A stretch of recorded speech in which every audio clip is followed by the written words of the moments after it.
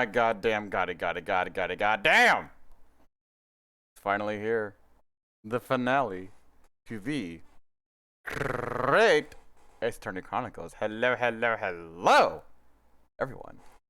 Hopefully you're having a wonderful Thursday. And y'all is as excited as I am for the finale of this shit. Oh my god, but yeah, let me go down the list and give the proper greetings to everyone here. So, Chibbity Friend, who is number 1 today, by the way. Hello to you. Raven, Yui, hello to you two lovelies. I see a Dragon Cat, hello to you as well. Alfred, and a Lily, hello you two. Hopefully y'all are doing well today. Any other names that I may have missed? Just looking through. There's Dragon Oasis Throne Shave. Meh. Hello to you as well, Dragon Oasis, and another dragon. Mr. or Mrs. Strange Dragon. I don't know what you identify as, but hello, hi. Fucking, it's here. It's finally here. The finale. I'm so excited. I'm both parts happy and sad. Happy that we're at the end of the journey, but sad because it's about to be over. But I won't be sad because it's over. I'll be happy that it happened. So, without further ado, let's just get into this shit. So, final trial. This should be the last stream of this game. Yep. The resolve of Ryunosuke Naruhodo. Let's do this shit. So we had a revelation that there was like an assassin exchange program last time, and starting to get more into that with this. So it's just like, ooh, we can look up the history as well, I suppose. We'll just go by over here. Right, yeah, we found out that the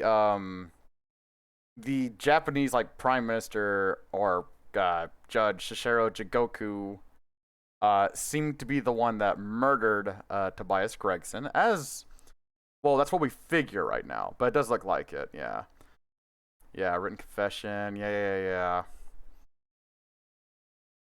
We're still trying to figure out who. Oh, that's a cute redeem. I like that. A little tiny Yui. Aw. And we're still trying to figure out the British counterpart, which I'm pretty sure is Strongheart.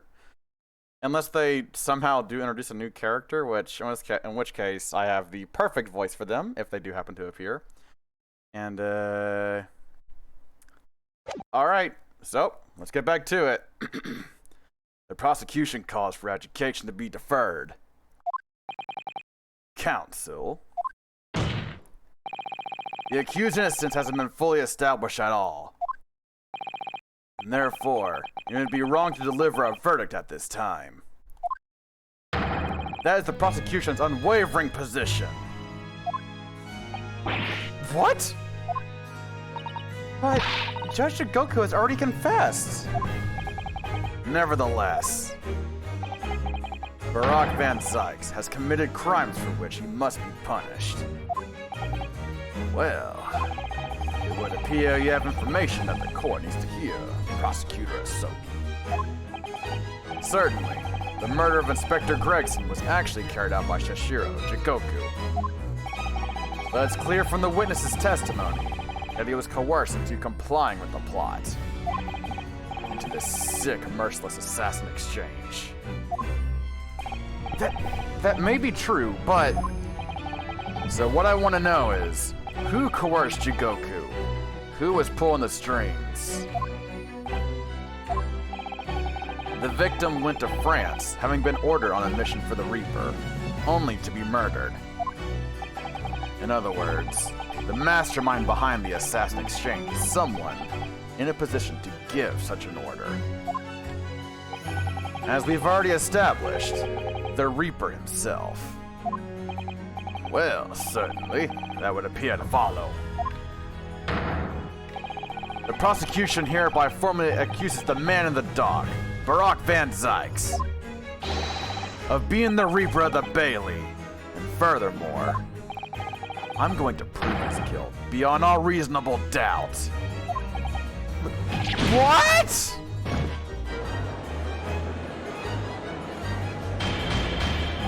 Order!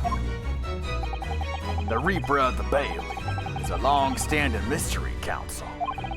Are you suggesting you have some new information with which to build a case? Scotland Yard has already investigated Lord Van Sykes very thoroughly in that regard. They found no evidence whatsoever to substantiate the claim that he is the Reaper. Perhaps, but circumstances have now changed. What do you mean? It's already been established that the Assassin Exchange was negotiated with Jigoku by the Reaper himself. Which means we now have a new line of questioning by which to identify definitely the man's identity. That is the prosecution's intention here. I must say I'm impressed by quite how tenaciously you appear to want to besmirch my name. You are guilty of an unforgivable crime, Lord Van Sykes. And I will bring you justice for it, whatever it takes. Oh, as a pirate. Oh, that's a fun one. As a boss from Elden Ring? I've never played Elden Ring. So I guess very medieval fantasy or whatever. Got it. That explains Kazuma's silence before. He'll stop at nothing to finish what Lord Van Sykes unwittingly started 10 years ago. Very well. Whilst it's extremely irregular. Have I played any Souls games? I played a tiny bit of 3. It's not for me. I will, on this occasion, grant the prosecution further opportunity for witness testimony. The defendant will disclose any and all involvement he has had with the Reaper and the Assassin Exchange. I thank you, my lord, for guiding the court so wisely. I hereby declare this court to be in session for a supplementary hearing. Uh-oh.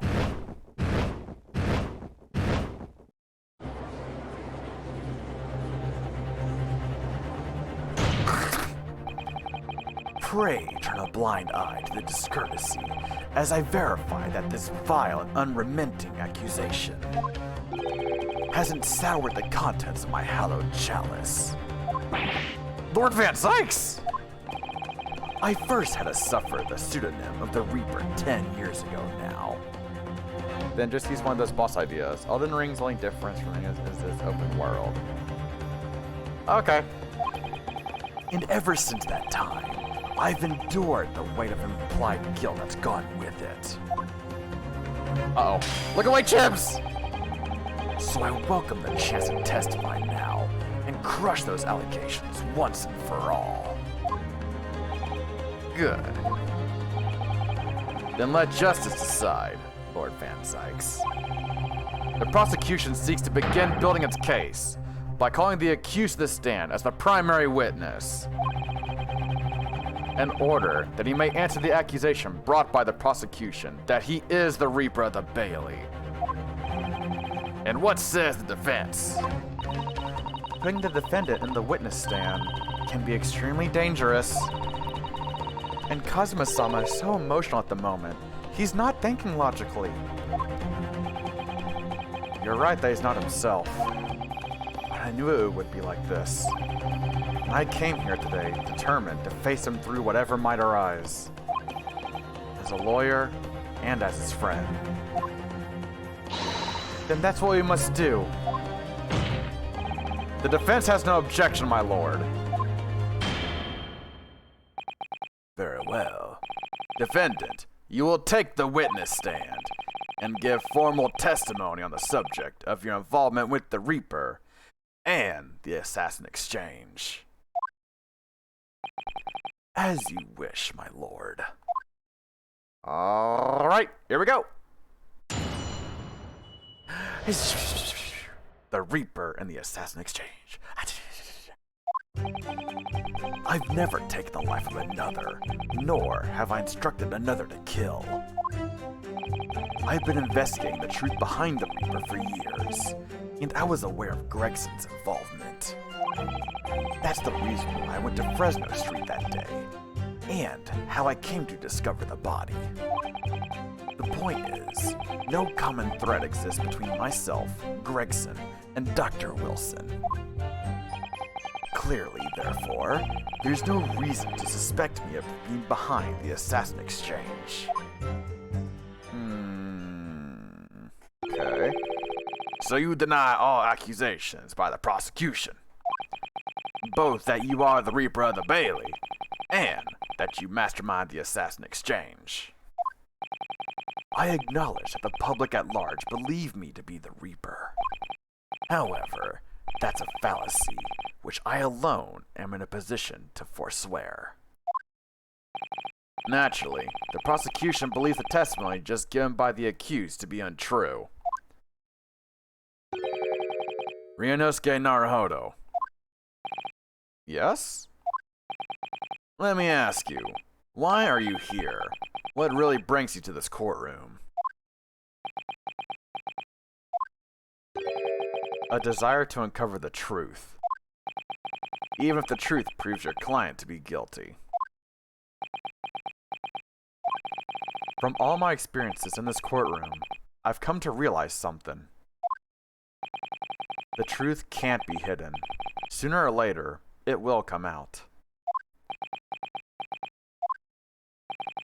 So it's always my intention to work with my client in pursuit of the truth. I want you to remember what you just said. Enough dilatory chatter. Counsel for the defense. Proceed to cross-examine the witness. Yes, my lord. I know exactly what you're thinking, Kazuma. I know you're just waiting to point it out. The contradiction you're convinced lies somewhere within this man's testimony. I need to go through my evidence before I do anything. Alright. So what all do I have? I need like the stuff that relates to, well, I guess him. Not this. Not this. Not this. No, not this. Not this. Is it any of this? No. Okay. So I'm confident the first page I can rule out as being... There's nothing here that relates at all. What about here? This is a possibility. We don't know who it belongs to, though. Not this. This does relate to him. I don't know if it relates to any of the things, but we'll see. I don't think this... maybe. I don't strongly believe this, but possibility. Don't think this. I doubt this. And none of these two. Not this. Not this. Not that. No. No. No. This does deal with his brother, so I mean, I guess maybe? Not this. Oh my god, there's so much shit here. Okay, so we have one.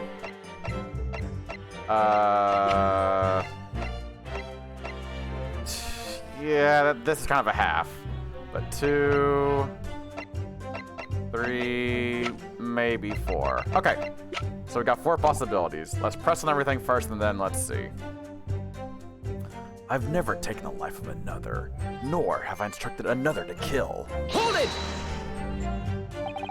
So you're not what the general public referred to as the infamous Reaper of the Bailey. Exactly. Don't imagine for a moment that the court will be satisfied with the one-word answer on this. The characters outside Kazuma, they probably... You're not wrong. I realize that. If you're intending to come out every sentence, this could take a while, Kazuma. Didn't you find it disturbing, though, that one by one, defendants who've been acquitted after your unsuccessful prosecution were killed? Let me answer that question by posing another.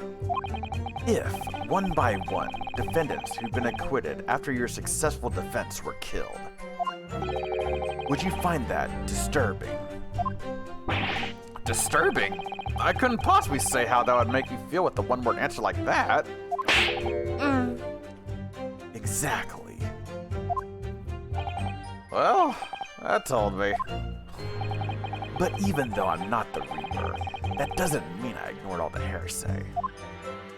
Okay. I've been investigating the truth behind the Reaper for years, and I was aware of Gregson's involvement. I'm also trying to look at the sentences to see if they don't make sense. I can't disprove that with the things that I think it is. I believe this. Let's just press everything first.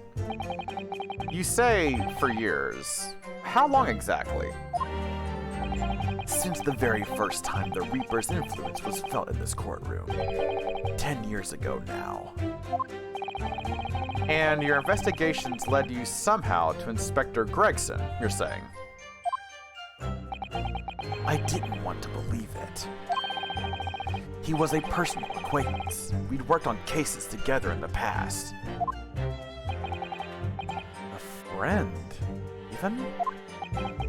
It felt like a betrayal, but I demanded permission to search his office at the yard without his knowledge. Which is when you found his secret notebook, is it? It's when I first learned of the location he noted only as Grouse, and the appointment at 5 p.m. on the 31st. Though I didn't know the significance of those details at the time. So now we're at the nub of the matter.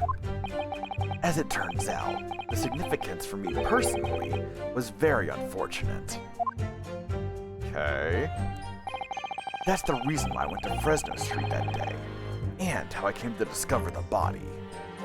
I don't think I have anything that can disprove this. This might be a thing where you just press on everything and it continues. I don't know.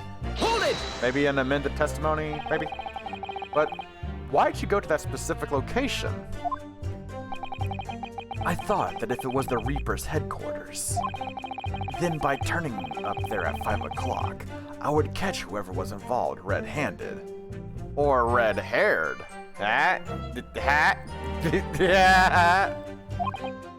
Sadly, all that was awaiting me was the inspector's corpse. Yes, even though it wasn't designed for you, you walked straight into the trap set by Jigoku. Exactly. Jigoku had intent to implicate Hugh Boone. But unhappily for me, I arrived at the scene first. A ridiculously careless blunder. Moved on to just throwing insults around, I see then, Kazuma. Think what you will, it doesn't change the truth. The point is, no common thread exists between myself, Gregson, and Dr. Wilson. Hold it! There is a link between you and Gregson, though. Of course, we were close acquaintances. We'd worked on numerous cases together.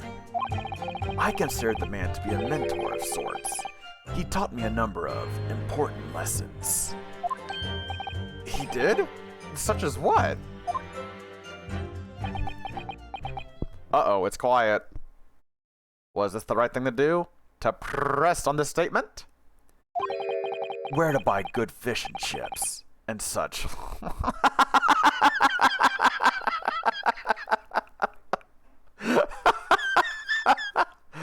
Alright, that's funny.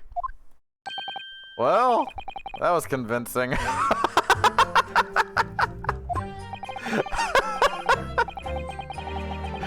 Oh my god. Dr. Wilson was a coroner, of course. But that was some time in the past. Very important for people in the UK to know. I mean, yeah, I guess you're right. I wouldn't know. I'm Americanese. That's me. And in any case, I understand it was several years ago now that he was invited to work at a Japanese university. That's right. He was a visiting professor at the Imperial Yume University in Tokyo. It should be unambiguously clear then that no link exists between myself and him. In other words, I had no motive for sending some assassin across the oceans to kill the man. It sounds plausible enough, and I want to believe it. But something about this just doesn't quite sit right with me. Oh, is it that same or something? Hold on. The fact that it did that, that's gotta mean there's... Okay. The point is... no common thread exists between myself, Gregson, and Dr. Wilson. Okay, so what did I say were the things? Not that. I did say one of these two. Wait. This does not mention Dr. Wilson, though, so not this or these two.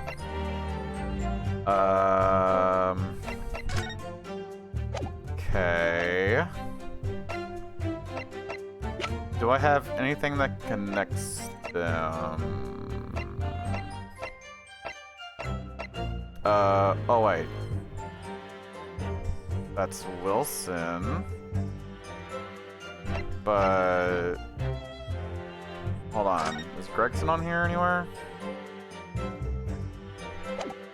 Yeah, because this deals with his brother. Is Gregson anywhere on here? Death from a single stab. Document card was found. Read to Inspector Gregson. It's gotta be this. Is this right? Objection! Woo! What is this? An autopsy report. It lists all three of the names because it's his brother that links him to it. Gregson is on there, and so is Dr. Wilson. Bam! Wait, this is 10 years old. From the autopsy of Lord Clint Van Zykes. What? My brother's autopsy report. I'm pleased to see the defense doesn't intend to run from the undeniable truth.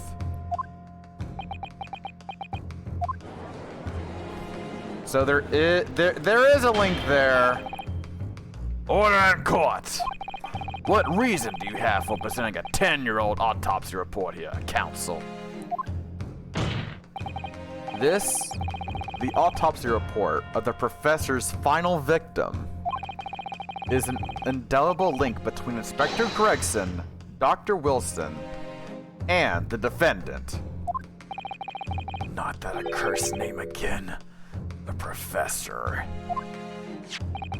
I personally researched all the court records relating to that case. I know that at the time, autopsy was considered sacrilege to the victim's souls.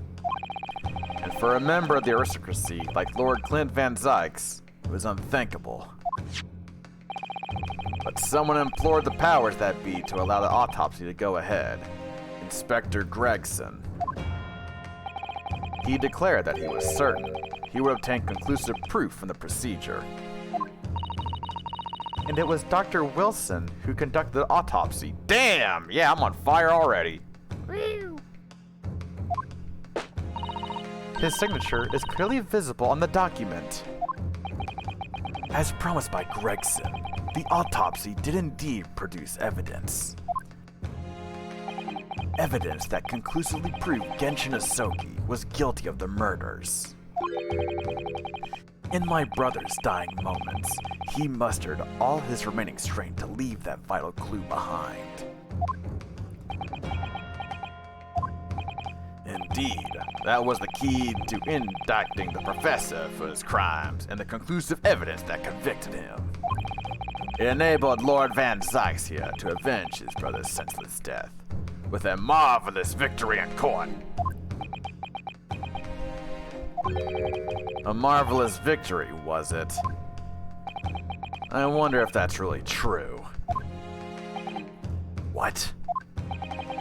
Could the same be said if it turned out that the key piece of evidence in question was in fact fabricated? If the inspector, the coroner, and the prosecutor all colluded together to cast an innocent Japanese man as a mass murderer and send him to his death. That's outrageous! And now, 10 years later, for some reason the secret has been threatened and needs protecting. Which is why the inspector and the coroner had to be silenced, isn't it? By someone in power in Japan and in Britain, using the two killers recruited for the assassin exchange. Uh-oh. Order at once! 10 years ago, my father was convicted in this very courtroom as a mass murderer, to be sentenced to death. But it was all a sham, and I swore to myself that I'd prove it. Which is why I had to come to Britain. Whatever the cost! Uh-oh. You'll have to forgive me if I feel compelled to toast this vengeful Nipponese's tenacity of purpose here. However... Uh-oh. He who fails to quash his emotions in the courtroom has failed as a lawyer. Come on, Kazuma! You know this won't wash! You're claiming your father was misrepresented in a trial that took place a whole decade ago. You must see that without evidence. That's nothing more than a wild accusation. As it happens, I have evidence. What? As the court has heard, I crossed the channel to France with Gregson on the 31st. I went with them on the pretext of being the assassin recruited to kill Shishiro Jigoku. But my true intentions were to make the inspector tell me the truth. What truth? The truth about the evidence, and he acknowledged what I've already deduced. There's a closely guarded secret about what went on that autopsy 10 years ago. What? A secret? I know nothing of any secret. While we waited for my supposed mark in Jigoku's cabin, I drew my clan's illustrious sword Karuma before the inspector's eyes. He very quickly understood what my true motive was. Right, I see. You're the Tsuki's young lad, are you? And what? You're gonna cut me down with that thing? Is that it? It'll very much depend on the answers you give to my questions. I want to know what really happened 10 years ago. Truth. That's all. Before we get into it, let me make one thing clear. I still believe your father was the professor. There's no doubt in my mind. But unfortunately, back then, we didn't have the evidence we needed to make the crime stick. So, you admit it then? The evidence used in my father's trial was fabricated? It was for the good of the country. Anyway, I was just following orders. Orders? What exactly did you do? Speak! I'm not saying another word. Even if your life depends on it. That's right. Even then.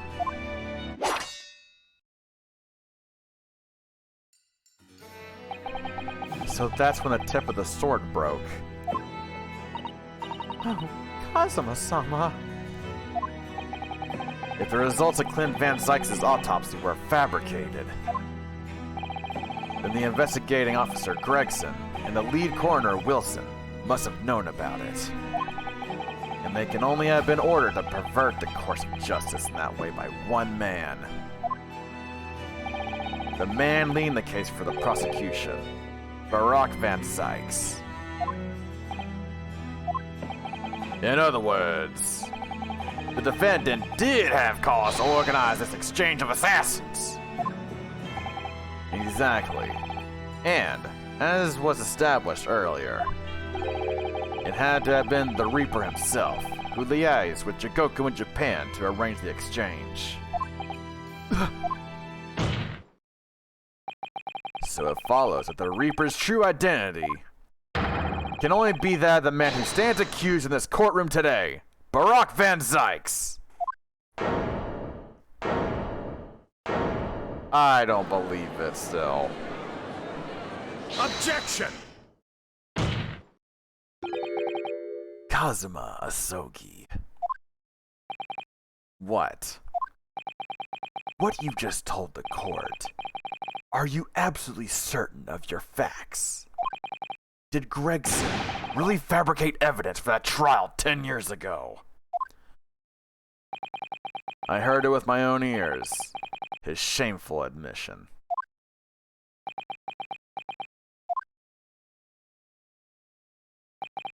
In that case, I know the name of the Reaper. What? Lord Van Zykes? I gave no such orders. I know that for certain. Which narrows down the remaining possibilities to one. If Lord Van Zykes isn't the one behind all this, then yes, there's only one other person who could have done something like that. I believe I know who it is too. You? I just had a feeling this thing was going to come up. I think I know who it is as well, honestly. I kind of had this shit figured out last week, I think. I hope this guess is right, but I'm pretty sure it is. The true identity of the infamous Reaper of the Bailey is Male Strongheart. Take that! The only person who could have arranged the assassin exchange and manipulated the autopsy results is the Lord Chief Justice himself, Lord Male Strongheart. What? Lord Strongheart? It's Sandwich. Yes, it's true that 10 years ago, the defendant handled the prosecution of the professor in court. But he only took over the case after his brother, Lord Clint Van Zykes, had been killed.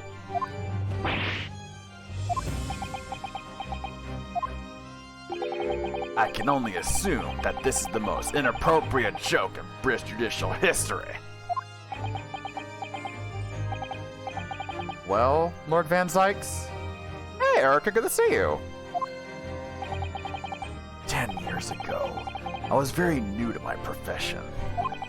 But I had a burning desire to avenge my brother's death, so I pleaded for control of the case.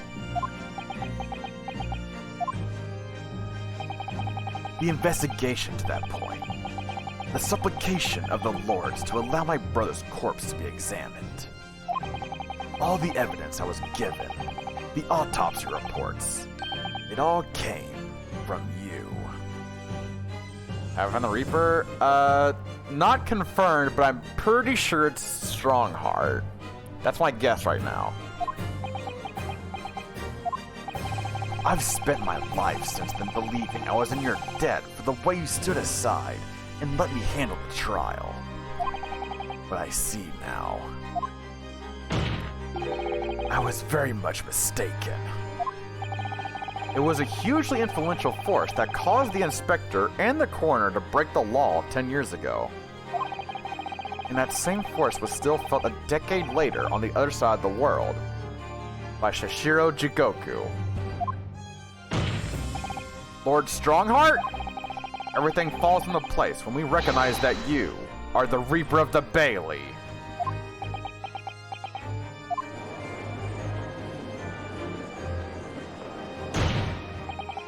The court awaits your response, my lord. This may very well go down in British judicial history, but I assure you, it is no joke. Consider this a formal accusal by the defense. It doesn't warrant a response. A formal accusal. Don't be absurd. The defense's claims are utter nonsense. A wild fantasy at best. You're not going to defend yourself. You claim there was some wrongdoing with Lord Clint Van Zyx's autopsy. That's utterly untrue. Objection! But I heard it from Gregson's own lips. He admitted to it. And where is your evidence? What? Gregson's dead now. Unless you were thinking of summoning a ghost to the stand. You mean to say... I forget how the system works in your little backwater country. But in the courts of the British Empire, without evidence, there is no case. I have no intention of entertaining some wild fantasy that can't possibly be substantiated by anyone or anything. Arrgh! Order in court! Following Inspector Gregson's murder, and in the light of Dr. Wilson's death as well, there's really no one left who could testify about the events of 10 years ago. Is there? So that was the real purpose of the assassin exchange. This court has no business ranking over the coals of a case that was concluded a decade ago. The accusal brought by the prosecution and the defense is categorically denied. I take it there are no objections. Kazuma. He's more or less waited his whole life for this moment. Is there really nothing else we can do now? Is there no other avenue we can go down in pursuit of the truth about what happened all those years ago? If only there was someone who could testify about Clint Van Zyx's autopsy. I mean, there's gotta be someone. I don't know who, but someone. He's gone to extraordinary lengths to cover his tracks. Even so far as dispatching an assassin all the way to Japan to ensure Dr. Wilson's silence. Dr. Scythe won't say anything against Strongheart. But there's still one ray of hope. Objection!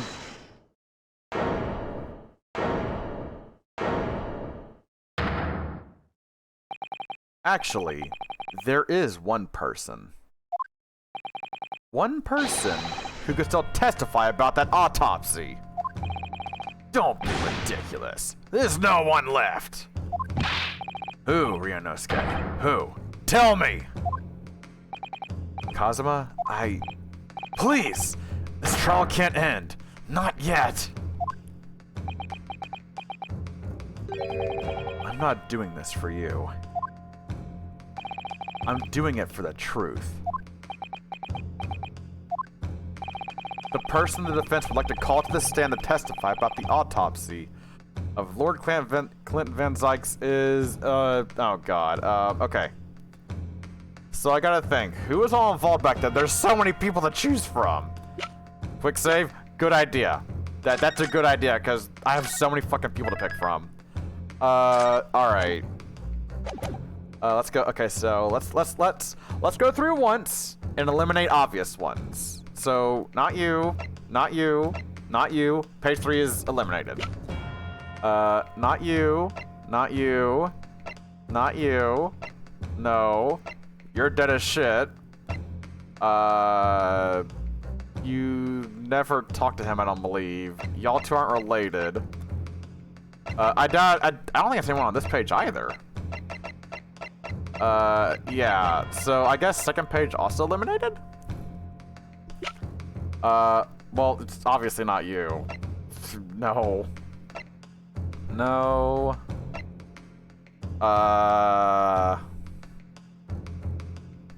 I don't... No, I think you were involved? No, yeah, you were involved, that's right. But not him, I don't think?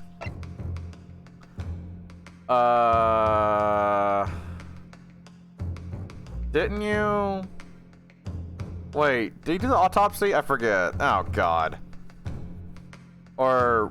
Wait, no, it was... Was it Wilson? Oh, shit. Not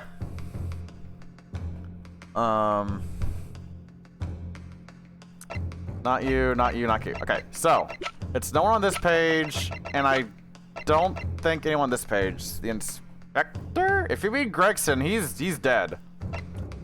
It's gotta be someone alive who did deal with that case.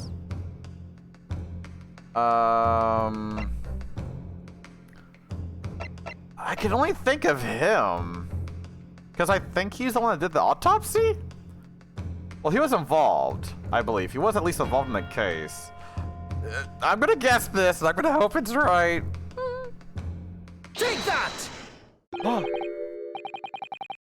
Heaven help us. Another Japanese. Oh, God. An expert in forensic medicine, my lord. Professor Eugen Mikitoba.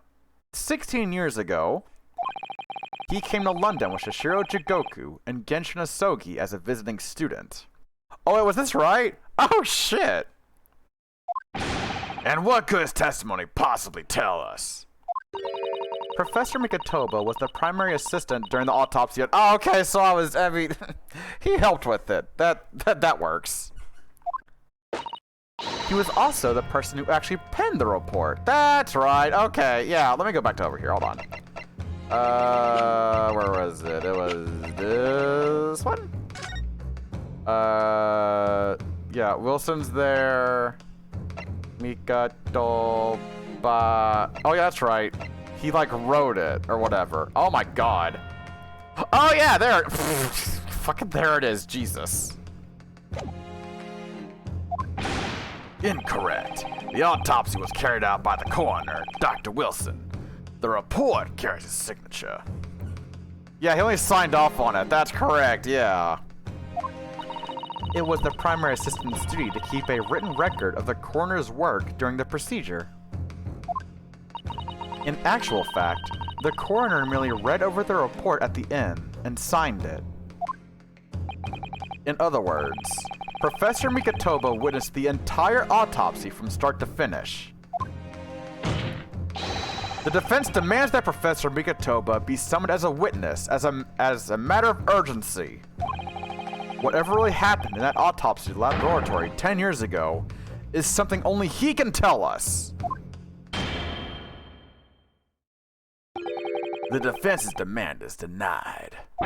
What? But Professor Mikitoba is in London at this very moment. We could summon him to the stand in minutes. No, of course he's not going to agree to it. Strongheart has no intention of summoning anyone who knows. He's too concerned about protecting himself. Prosecutor Asogi, let me refresh your memory, as you seem to have forgotten the prosecution's stance. Only minutes ago, you accused the defendant of being the Reaper and to mastermind the assassin exchange. I did, yes. So present your evidence for those claims and make your case complete. At this time, I don't have the requisite evidence, but that's exactly why we need witness testimony. The professor case is closed. There are no clues in the distant past that will bolster your argument today. I'm afraid to say, Prosecutor Asogi, that you would appear to be possessed by the spirit of your late homicidal father.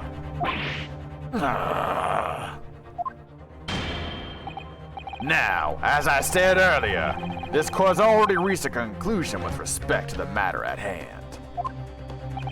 Inspector Gregson was murdered by Japanese Supreme Court Judge Shishiro Jigoku.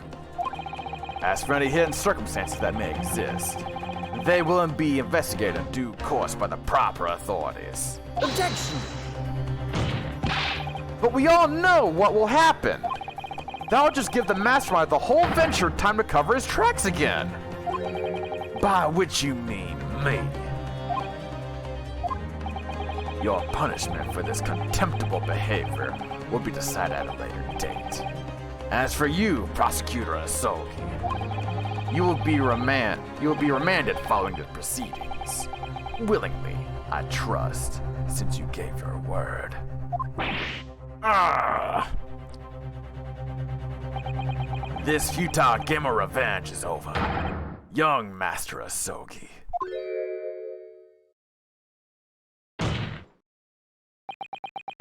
Ah!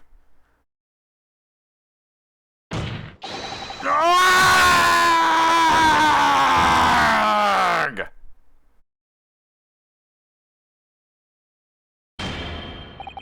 That will be all. I hereby declare this trial to be over.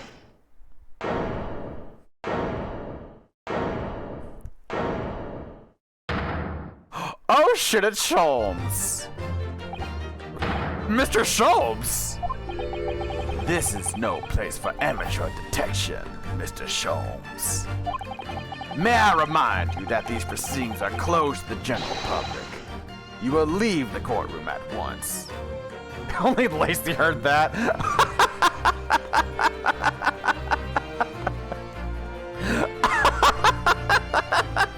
Objection! Mr. Sholmes was instrumental in the apprehension of Shiro Jikoku before he left for Europe. The court should hear what he has to say. Huh. Hi, Firefox. Lord Maelstromheart, it's imperative that you refrain from bringing this trial to an end at this stage. Is it really? And why would that be? You need only recall your own words from the opening of the trial to answer that question, if I may. We will stop at nothing to uncover the whole truth behind these disturbing findings. Surely it can't be that the shock of being accused of being the Reaper yourself has erased that from your memory, can it? The whole truth, sir, has already been uncovered. It would seem that we have a great many important members of the judiciary present here today. I put it to you, my dear fellows, should the trial end at this juncture? After all, why have you been invited to attend? Do not along to the provocations of your superiors?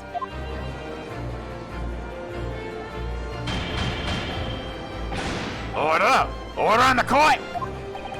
It seems to me that we stand before a door that leads to a new era of legal practices. A door that is also ajar. Word humor, my dear fellow. That emerged from the shadows of the Reaper's decade-long ascendancy. For you and you alone, my dear fellows, have the power to push this door open now. The auditors in the gallery have no rights to express an opinion on court proceedings. Silence! He's right. The judge has absolute authority here. Yes, if he calls the trial to an end, it must end. Will that really do? I sense dark things occurring behind the scenes. Dark things indeed. Is there a single person here present who can also say the same thing? What? The trial should go on. Summon the witness! That's right! We had to clear this up before that young Japanese fellow remained in custody. Remanded. My lord, you assured those present that you would uncover the whole truth here? Vindicate yourself for this outlandish accusation. The truth, the whole truth, and nothing but the truth. That's the very foundation of British law. A toast to my dependable colleagues in the gallery. On with the trial! On with the trial! Testify! Oh my god, this is so fucking awesome. Well, my lord?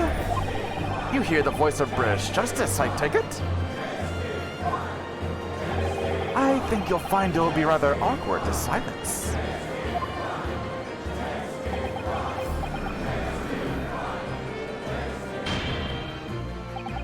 The court will recess briefly. I have no intention of shrinking from these allegations.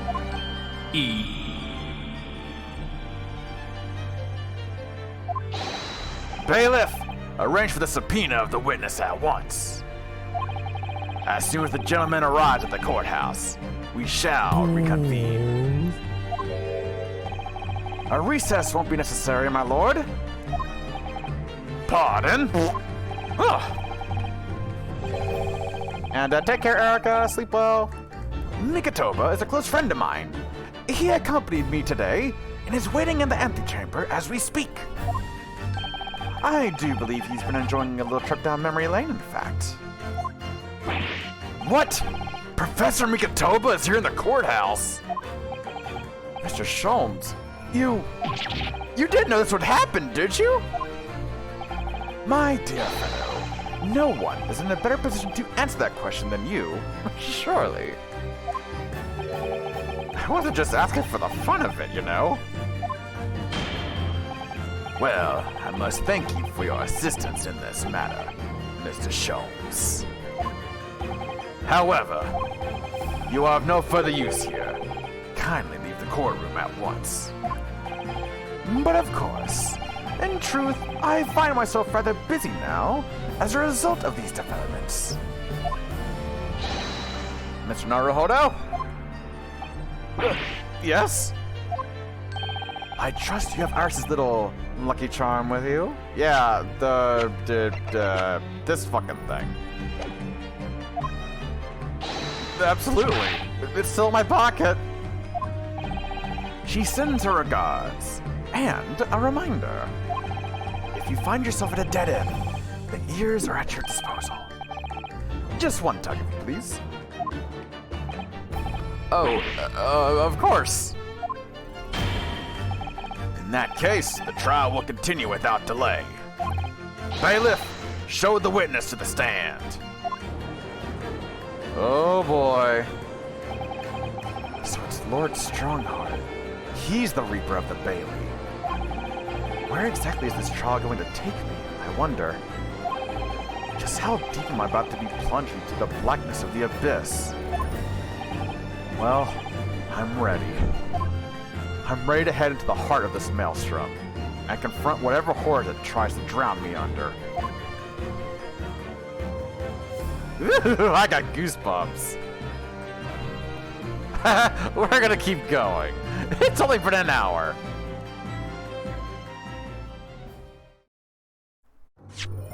Save your current progress? I would love to. Shit, is this part really gonna take me like fucking 5 hours? Damn. Like, how long is this fucking trial? Like, is this gonna take me to the end? You son of a bitch! I'm in! Yeah, right, let's do it! Oh, I'll die. Oh god, there's 3 people here. Alright. So, witness. Please state your name and occupation for the court. Eugen Mikotoba, lecturer in forensic medicine at the Imperial Yume University in Tokyo, Japan. Ah, sure, Fox, thank you for the bets. Thank you. And Professor Mikotoba, the young lady beside you is... this is Dr. Mario Gori, Scotland Yard's practicing coroner, the daughter of Dr. Scythe, I understand. Yes, Dr. Scythe. I'm afraid I can't tell you why she's here. She just appeared. The fact that she's staring daggers right at him disturbs me. She's fucking freaky.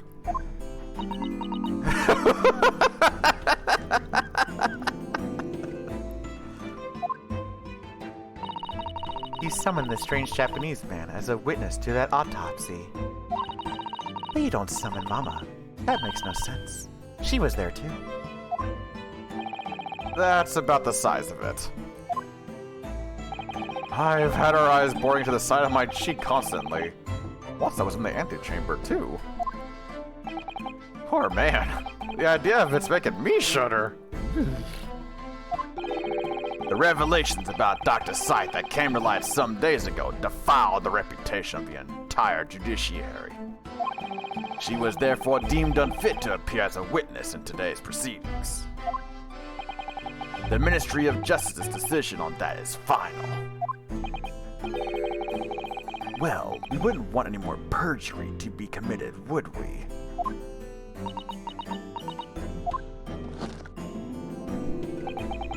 The Ministry of Justice? Some questionable strings are being pulled, I think. I remember you, Dr. Mikatoba. But I certainly never expected to be meeting you under these circumstances. Yes, it's been a long while, Lord Strongheart. The prosecution understands that you were a visiting student of forensic science in London until 10 years ago. That's right. I studied under Dr. Wilson at St. Sinners. So you were present at the autopsy of my brother, Lord Clint Van Zykes. I was, yes. I assisted Dr. Wilson with the entire procedure. Mama is far more skilled than any Japanese man. Well, Dr. Wilson asked me to be his primary assistant on that occasion. And this autopsy report was actually penned by you, I believe. Yes. I noted all the doctor's findings when we were done. He read through the document and signed it. Poor Mama. As secondary assistant, she wouldn't have had a good view of all the innards. So, Professor, do you remember Inspector Gregson? Yes, of course. If it wasn't for his insistence, Lord Van Zykes' autopsy would never have happened. But he was absolutely convinced that it would reveal decisive evidence against Genshin, you see. So Lord Strongheart had to entreat the nobility to allow it to take place. Do correct me if I'm wrong, my lord. It was as a result of that autopsy that a mass murderer was apprehended and justice was done. But Gregson admitted it before he was killed. He admitted that the results of the autopsy were fabricated. You were there at the time, so you must testify. You have an obligation to tell the truth about what really went on. Absolutely. That's precisely why I'm here. And that's why I'm here too. Very well then. You will give your formal testimony now, witness. But before you begin, a word of warning. Oh? You will state truthfully and accurately what you saw and what you heard at the time. I wouldn't dream of doing otherwise, my lord. The moment your testimony verges on superstition, I will expel you from my courtroom. Remember that. Oh boy, okay. Okay. Let's go! The autopsy of Clint Van Zykes. From my own observations, I couldn't say there was any indication of the autopsy results having been fabricated. Death resulted from a wound made by a Western-style sword transfixing the heart. That I found a little strange. There were no other signs of internal injury. Nothing questionable at all. It was just that beautiful but dangerous piece of evidence removed from the man's stomach. Presumed to have been swallowed by the victim as a way of posthumously identifying his assailant. Okay. No indication. Nothing to suggest fabrication? Professor Mikatoba, are you certain about that? Well, nothing that I could positively identify as such, much less swear to in testimony. Well,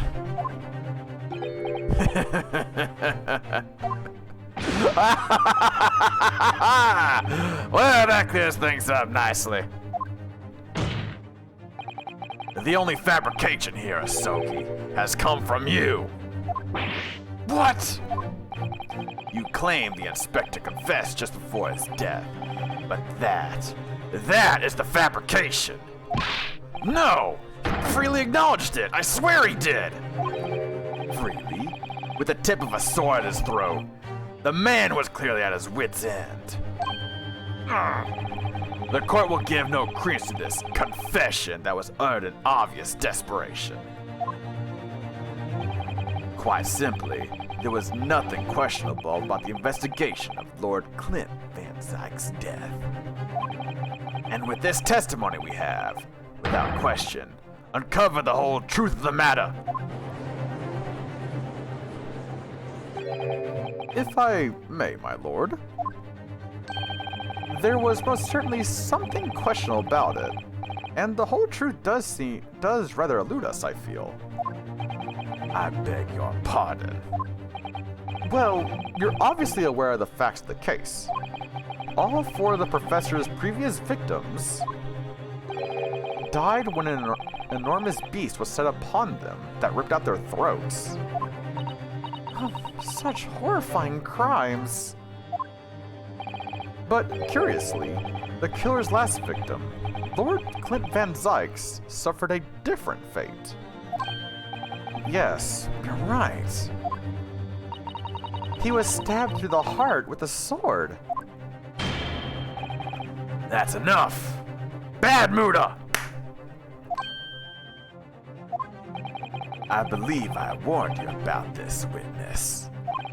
I promised to curtail your testimony as soon as it entered the realms of supposition or speculation. Very well, my lord. In that case, the defense will pursue a conclusion to this during the cross-examination. What? I have the right to cross-examine every witness after testimony. And I fully intend to exercise that right. Mianosuke. I'm afraid that even the presiding judge has no authority to contravene the letter of the law. As I'm sure every member of the judiciary present in the gallery would agree.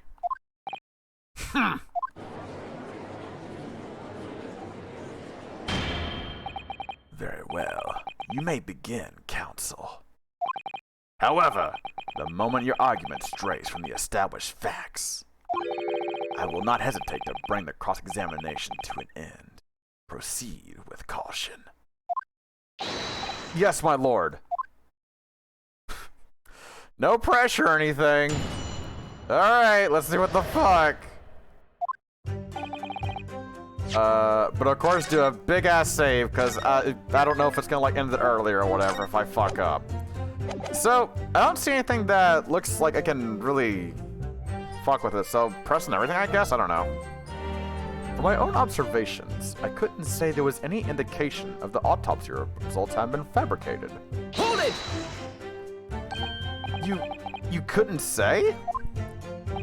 No, sadly not. But then you couldn't say there wasn't any indication either, could you? No, true, I couldn't. I was at Dr. Wilson's side as he performed the procedure, recording what he did.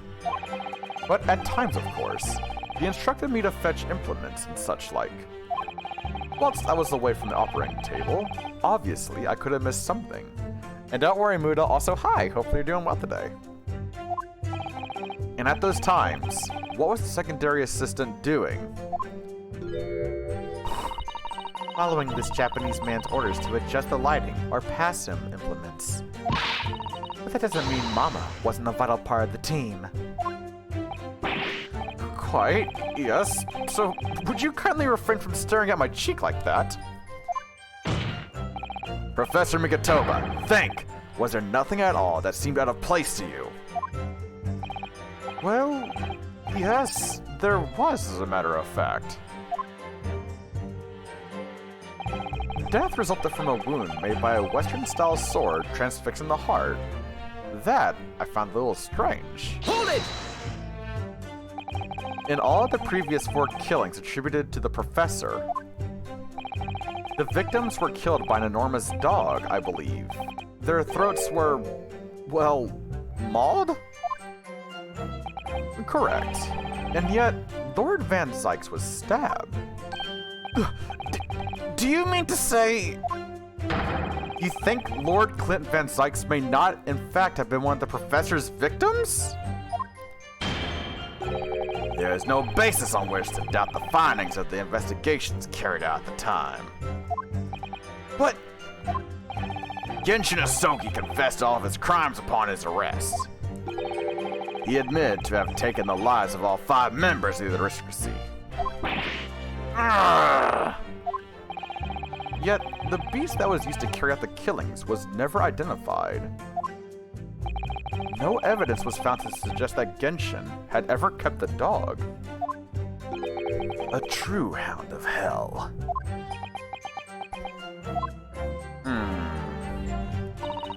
There were no other signs of internal injury. Nothing questionable at all. This is a suspicious statement to me. Hold it! But, you weren't actually present at the autopsy yourself. Were you, Dr. Gory? Does that matter? Well, I just wonder how useful your testimony can be in that case, really? I mean, it would be different if your mother, Dr. Scythe, were in the stand, but... I've read the paperwork about the case, and Mom has told me the story countless times. The statement I just made is exactly what's written in the autopsy report. I did confirm that myself at the time. It's true. Besides the stab wound, there were no other signs of internal trauma. I see. Mama told me all about it. Oh? She said there was nothing of note internally. But they did find an amazing piece of evidence. Something unbelievable. Unbelievable? What do you mean? Yeah, she just walks around with like all these knives and cleavers and shit. It's just like, ugh. Come on, Dr. Gory. What was it? What was it, damn it? Damn it! It was just that beautiful but dangerous piece of evidence removed from the man's stomach. Hold it! What is it? What exactly was it, though? What does beautiful but dangerous mean? Well, it was a sparkly and round with a hole, as if it might slip over a finger, perhaps. Sparkly and round with a hole? Huh? It was a ring belonging to Genshin Asogi. My father's ring was inside the victim's stomach? At the time, Genshin wore a large ring on the digitus quartus of his left hand, the 4th, or ring finger. I'd understand it was some sort of keepsake. When my father left Japan for London 16 years ago, I was 8 years old. But I remember that ring. You do? My father's possessions were sent to our family home in Japan after his death, but the ring wasn't among them. Obviously not. It was a key piece of evidence. It remains under lock and key at the stores at Scotland Yard to this day. After the autopsy, Genshin was summoned by the police to check for the presence of his ring. It was on his hand, of course. Moreover, there were deep abrasions on his finger where it had been pulled off. They arrested the man there and then, right before my eyes. How could they? I brought the ring along with me today. What? Yeah, that's what I said. What? Here it is. A bit dusty from years in the stores. That is a beautiful ring, actually. Holy shit. Good gracious. Yes, that's it. I haven't seen that in 10 long years. And that was found inside the victim's stomach? Yes, I'm afraid so. You hesitated there, Professor Migatoba. Should we read something into that? Well, it's just that thinking back now, I didn't actually witness the moment it was extracted from the victim's body. Oh my! Really? At that precise moment, Dr. Wilson had asked me to fetch him a new scalpel, you see. Dr. Gory, the removal of historic evidence from the stores requires my consent, does it not?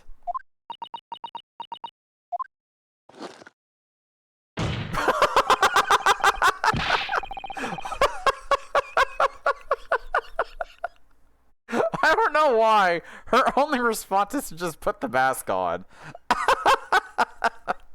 That's funny as hell. However, it came to be here. The court cannot deny that this is crucial evidence for today's proceedings. Very well, you may submit it. Mr. Asoki's ring has been entered to the court record. It's not the sort of ring normally seen in Japan. They almost look like claws protecting that jewel. Sure reminds me of me? Aww. We must examine it very carefully, Mr. Naruhodo. Very carefully indeed. Okay, let's do that right now. Yep, that is definitely a ring. Holy shit, look at this fucking ring. These fat claws are doing a good job of protecting the equally fat gemstone in the middle of this ring. This is a pretty ring, actually. Yes, if you were clumsy, you could give yourself a rather nasty cut on them, I should think. Ow! Now my finger's bleeding! The claws really are sharp. Oh my! That was a very quick clumsiness, Mr. Naruhodo. Even for you. Ugh. Who would make such a dangerous ring? You couldn't swallow it without doing yourself some fairly serious damage. Surely. A sticky mochi bun of about that size would go down much better, with some red bean paste in the middle. Someone as clumsy as me would probably manage to choke on it somehow.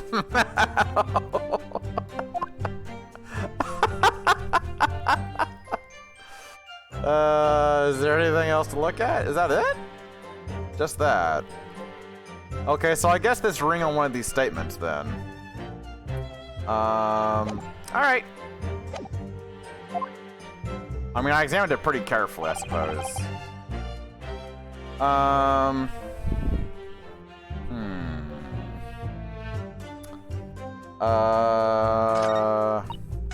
Let me look through all these statements again. And now that I have the ring, let me see what could work. Observations again say there was any indication of the autopsy results have been fabricated. But you never saw the ring from... And hi, Amber, good to see you! And health check. Oh, you got it.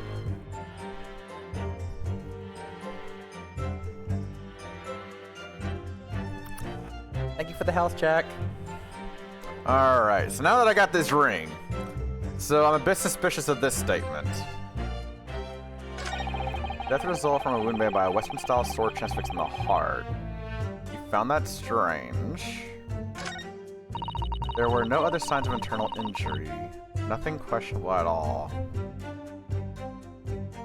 Well, they said that he swallowed this, right? Yeah. So, I'm gonna think it's this one? Objection! Woo! The court has heard that the ring was extracted from the victim's stomach. But you didn't actually see it being removed, did you, Professor Mikitoba? That's right. As I said in my testimony before, at that moment, I was fetching a replacement scalpel that Dr. Wilson had requested. In other words, you can neither confirm nor deny whether this ring, in fact, really came to be the victim from the victim's stomach or not. What are you suggesting, counsel? That the ring was never in the victim's stomach to begin with. It's entirely feasible that Dr. Wilson fabricated that detail about the autopsy. What are you saying? That Dr. Wilson... That Dr. Wilson was in possession of the ring in advance, after it was somehow stolen from Mr. Asogi. And he produced it during the procedure, pretending to have found it there and then in the victim's stomach. Objection! superstition at best. What possible evidence do you have to support such a rash claim? This evidence, right here. That's the autopsy report! It's explicit in that report, Counsel. Other than the ring, nothing unusual is noted internally. So I'm not sure how you intend to prove your point. Also, Yui, that's super adorable, and I can get it. It's like, hey, I know you. Nope. The mental image is super adorable. Aww. You've already done it for me, my lord. The lack of internal injury says it all. What? To swallow a ring of this size would require considerable effort and determination. And, in addition to its size, there are sharp claws around the gemstone to contend with. My brother was a determined man, and on the brink of death, even more so, I'm sure. He would have stopped at nothing to ensure that evil killer was brought to justice. But if he really had swallowed that enormous ring, there would have been, like, injuries inside as well. It's inconceivable that no traces of its passage down his throat would have remained as internal trauma. No!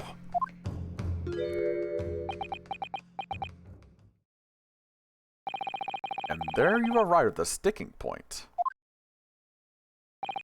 That's precisely why I had my doubts. Excuse me.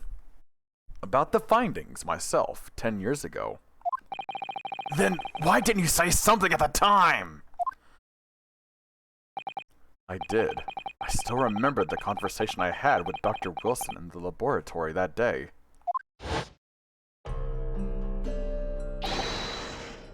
Oh, wait a second. Oh, shit. I never gave Wilson a voice, I don't think, because he died in the first scene. Fuck it, here we go. Oh, look at this. I made a promise that if there was a new character brought up today, I would give them like this sort of goofy-esque voice. Now, this is a very curious thing to find in a man's stomach, wouldn't you say? But isn't that rather peculiar, Dr. Wilson? What's that now, Mikatoba?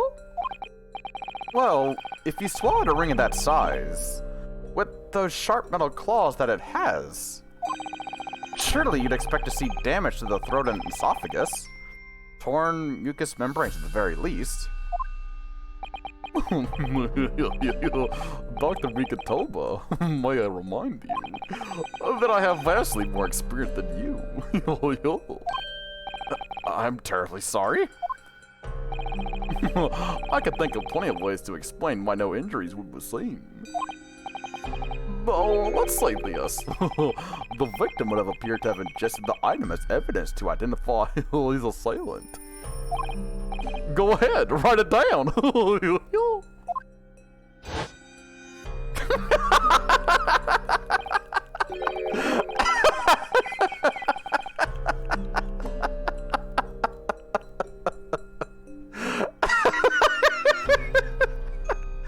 There you go, Chibs. As promised. Thanks, I hate it. I widget.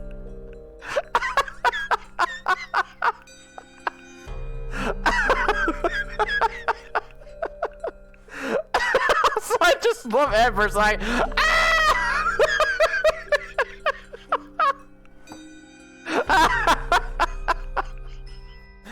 I mean, I said I'd make a fucking promise. I promised that I would add that fucking voice if a new character was brought up.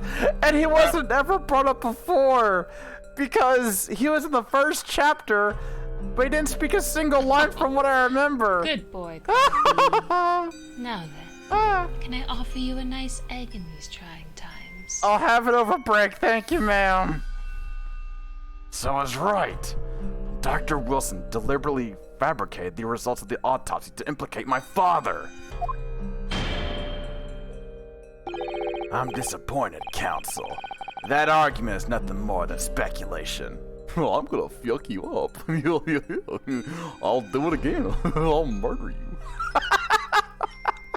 Yeah, I agree, Raven. It's threatening as shit come from Goofy. What? Dr. Wilson was Britain's leading authority on forensic science and autopsy work. There is no scientific basis on which to doubt the man's expert opinion. Pardon the interruption, my lord, but damage to the mucous membranes of the throat is easily identified even in living subjects. Using a device called an endoscope, recently demonstrated in practical use in France. I want one. The government can pay. I don't think so. And Dr. Gory, rest assured that your removal of evidence from the stores without permission will not go unpunished.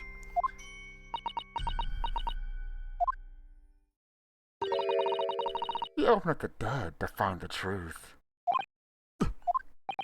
I beg your pardon. But, Mama, she chose to stitch her corpses up with all her secrets inside.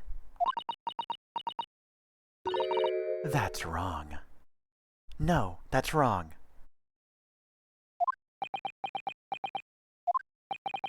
Dr. Gory, it's looking as though she's chosen to walk a different path to her Mama.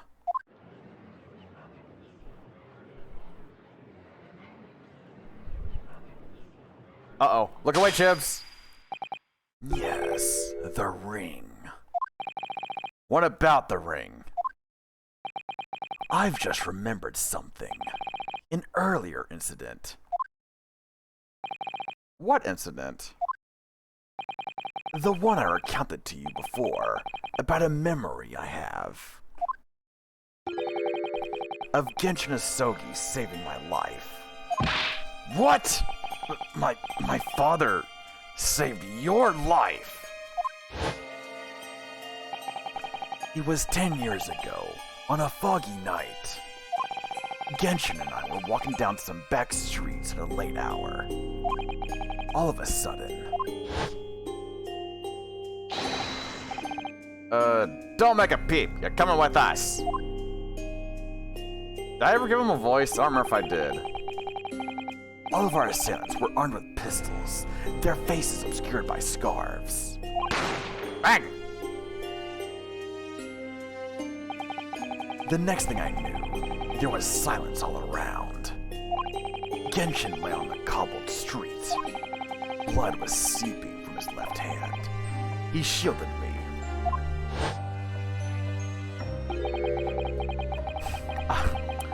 I see what you did there, Chibs. For fuck's sake.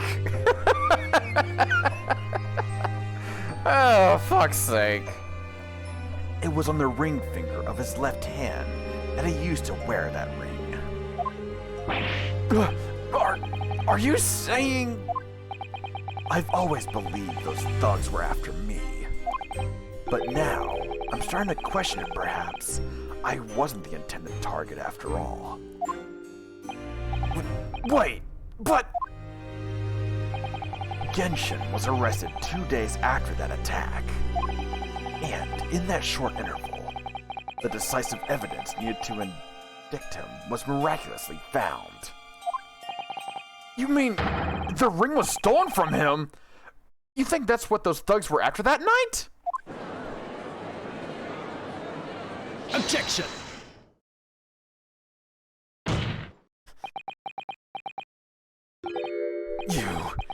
You pathetic coward. You expect me to believe that you weren't involved.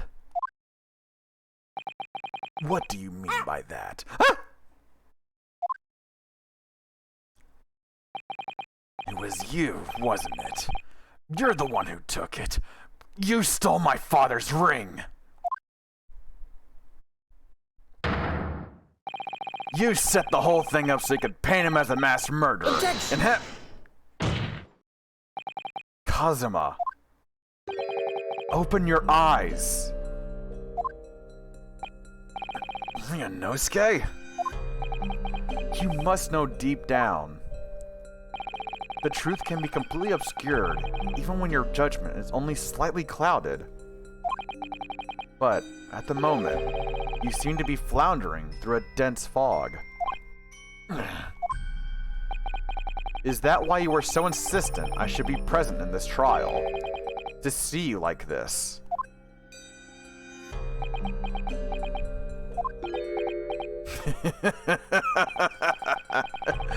Well, this is an amusing spectacle. What a grandiose expression on your face. As if you were Lady Justice herself. It seems you've thoroughly convinced yourself of this alleged fabrication of the autopsy results. So much so that you're apparently blind to the blatant contradiction that would be born out of it. What? Though it's extremely hard to believe, let's imagine that there was some misconduct during the autopsy. If that were the case, why would Asogi not have disputed the findings in this trial? No. In the closed court hearing 10 years ago, the defendant never once denied the claims against him. Isn't that right, Lord Van Zykes? Yes, that is indeed correct. Upon hearing the verdict of guilty, he merely closed his eyes, quietly accepting the judgment. Oh my god, why the fuck ain't shit thrown at me? 9 months. Holy shit, yeah, 9 months indeed. Oh my god, that means we got a stream baby. I don't want children, but what do you want to call it? Kleporb? Ow! Nebby? Oh, Nebby's adorable. What do you want to call it, Naborb? And fucking holy shit, thanks for that 9 months. Jesus Christ, 9 months indeed. Heck. What are we calling it? Are we calling it like, is it like Neppy with like Neppie or like Claborb? Claborb? What are we calling it? The actions of a man who has accepted responsibility for his deeds and is resigned to his fate. Yappy. Well, it's the Bourbon Ice Stream, baby. I'm letting him pick the name. Damn it. Yeah, we can name it whatever he wants. But then... Oh my. That is very strange. If Mr. Asogi did nothing to oppose the charges against him, then... Giving ideas? Oh yeah, that's true. Ideas are good. That would surely mean there was no fabricated evidence. An obvious conclusion at which you should have arrived many minutes ago, Prosecutor Asogi. Your twisted loyalty and cloud judgment are hampering your ability for logical thought. Neppy works best, then we don't need to get in the bag. Yay! No bag. And Neppy it is. Let it be confirmed here now, chat, that the Borb and I stream baby is Neppy. Though I don't want to be a father, it is a fictional child. Woo! Ah! Genshin Asogi's silence as hearing Harder, Daddy. can mean only one thing. There was no fabrication of evidence during the autopsy of his final victim 10 years ago. Ah!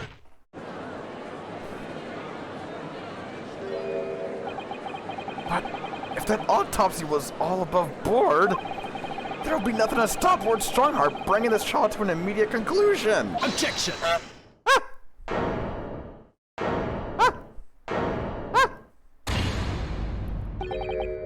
Thank you, Ryunosuke. If it wasn't for your frank words just now. My name's not Frank, but carry on. Hey, Saft. This trial may very well have ended prematurely. Kazuma? What's this latest absurdity, Council? My lord, your reasoning is perfectly sound. But for one giant hole. Ah, Firefox, thank you for the pets. I beg your pardon. You claim my father's silence was due to the fact that there was no fabricated evidence. But there's another possible explanation. You've overlooked the possibility that he had a reason for maintaining that silence. Objection! Silence that would lead him to being convicted and sent to his death. If the autopsy results were an invention, there's no conceivable reason why the man wouldn't have protested. Objection! Oh, those results were an invention, all right. There's no question of that. There's also no question of the lovely raid coming in from Wavion and Co. Hi, Wavion and friends. I'm Knappy, the derpy dude that wants to put you... Wait for it. Wait for it. Wait for it. In a good mood. How the fuck was Stray? Did you become the good kitty? But wait a second, Wavion. You're not a cat. You're a cat and a fox. I'm looking at you. I'm looking at you, Wavion.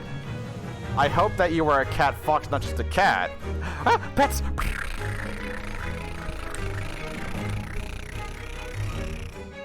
Ow! Alright, see, this is why I have trust issues with you. This is why I have trust issues in general. How fucking dare you? Stray's amazing? Wavion, I know you are, but how was the game? Oh. If a good kitty kicks buckets down, breaks vases, scratches couches, and more than... Yeah. Oh. Ah, Yubi, thank you for the pet as well.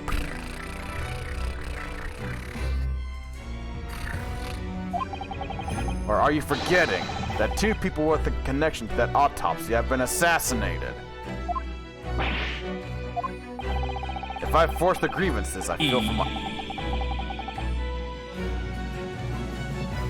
from my mind. I start to see you in a very different... I start to see you in a very different light. But really, it's too easy to get distracted and be a cat with Stray.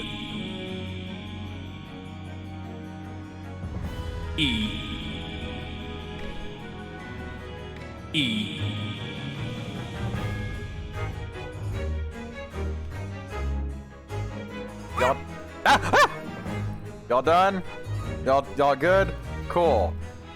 That can't meow button. Oh my god, that sounds silly. I like that.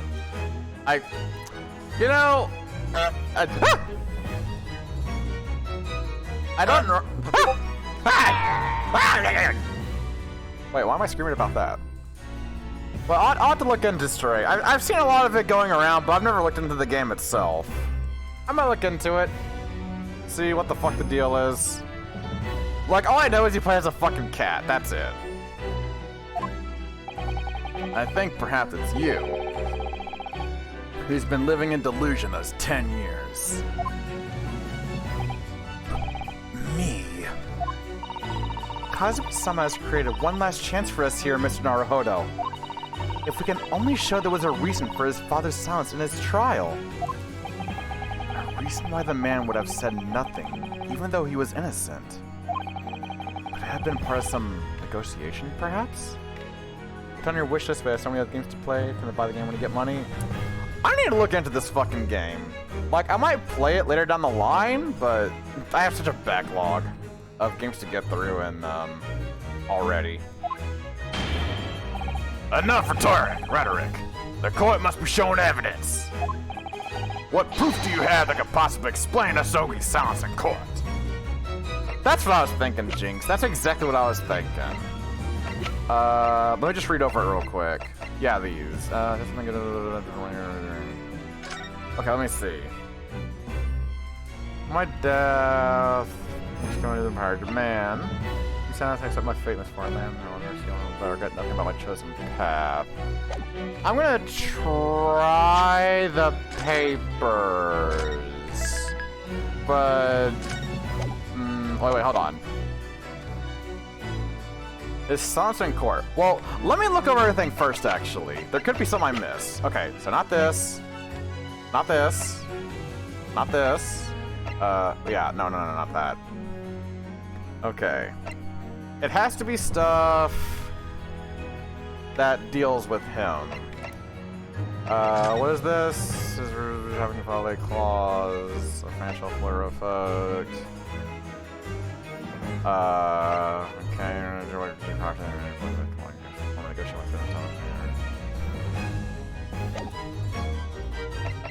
This deals with, the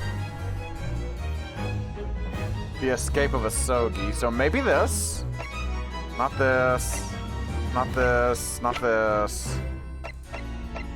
Oh, no, that's for Gregson. Never mind, not that. So I'm thinking the Asogi papers. It could also be the dismissal notice, because it talked about his escape.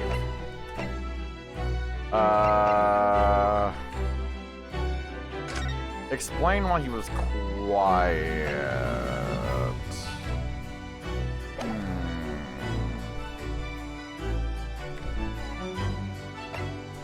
I'm gonna take a shot in the dark. So I think it's everything. Well, I mean, there's this, but. I'm gonna take a shot in the dark and say the dismissal notice because it led to the jail escape, right? Because he got aided for his escape from the prison. It's not out, but it's Genshin, I'm pretty sure. See, practical convenience, incarceration. Yeah, I'm gonna guess this, but I'm not sure, honestly. Take that! Is it right? Oh, wait, did I get it right? Woo! It's true that Genshin Asogi's silence during his trial resulted in his conviction. But that didn't actually lead to his execution.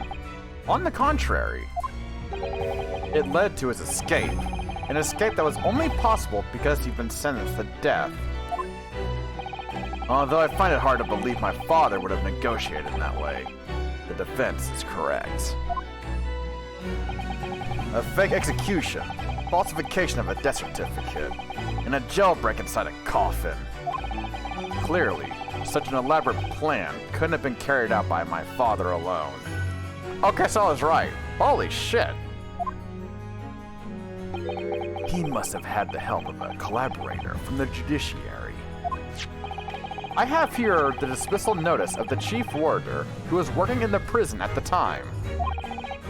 The notes read, there are indications that the jailbreak was in planning prior to the inmate's incarceration.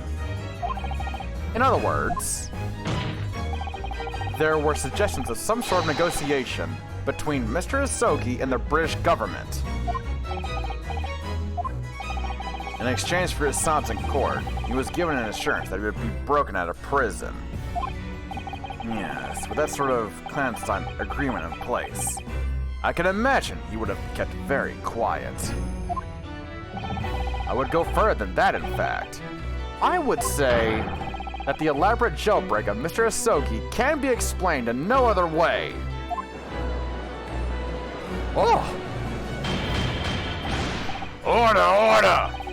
First fabricated evidence, and now a jailbreak conspiracy. Of course, because it's all intimately linked. The prosecution wishes to summon new witnesses to the stand. Witnesses. People who could testify about the jailbreak that took place 10 years ago. Governor Caden? And the poor chief warder of the prison. I won't allow this trial to turn into a farce. To summon the governor of the prison after all these years. Oh, it wouldn't be any trouble, my lord. What? Father? My dear friend may appear a little rattle-prated at times, but I can assure you, he's extremely thorough. He wired both Barclay and the local prison earlier, asking Governor Caden and Mr. Vishal to attend the Old Bailey as a matter of extreme urgency. Mr. Cholmes did that? Holy shit, he's coming in clutch. Are you telling me that? Both men are, unless I'm much mistaken, waiting just outside the courtroom at this very moment. Oh, shit. My lord, You must permit this trial to proceed as you declared at its outset.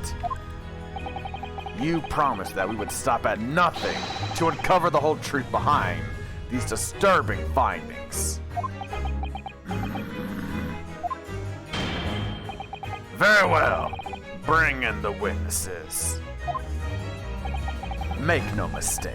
I, too, would like nothing more than to lay this business to rest once and for all. Oh, man.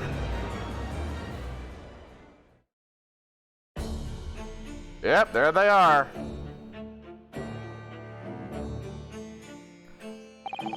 Oh yeah, Show Fox. We did learn last time that it's like a sort of radio to Sholmes. Like if I pull the ears, I can talk to it. Yeah, what Dragon Cat basically said. It's already been established. It's something that we did last time, actually.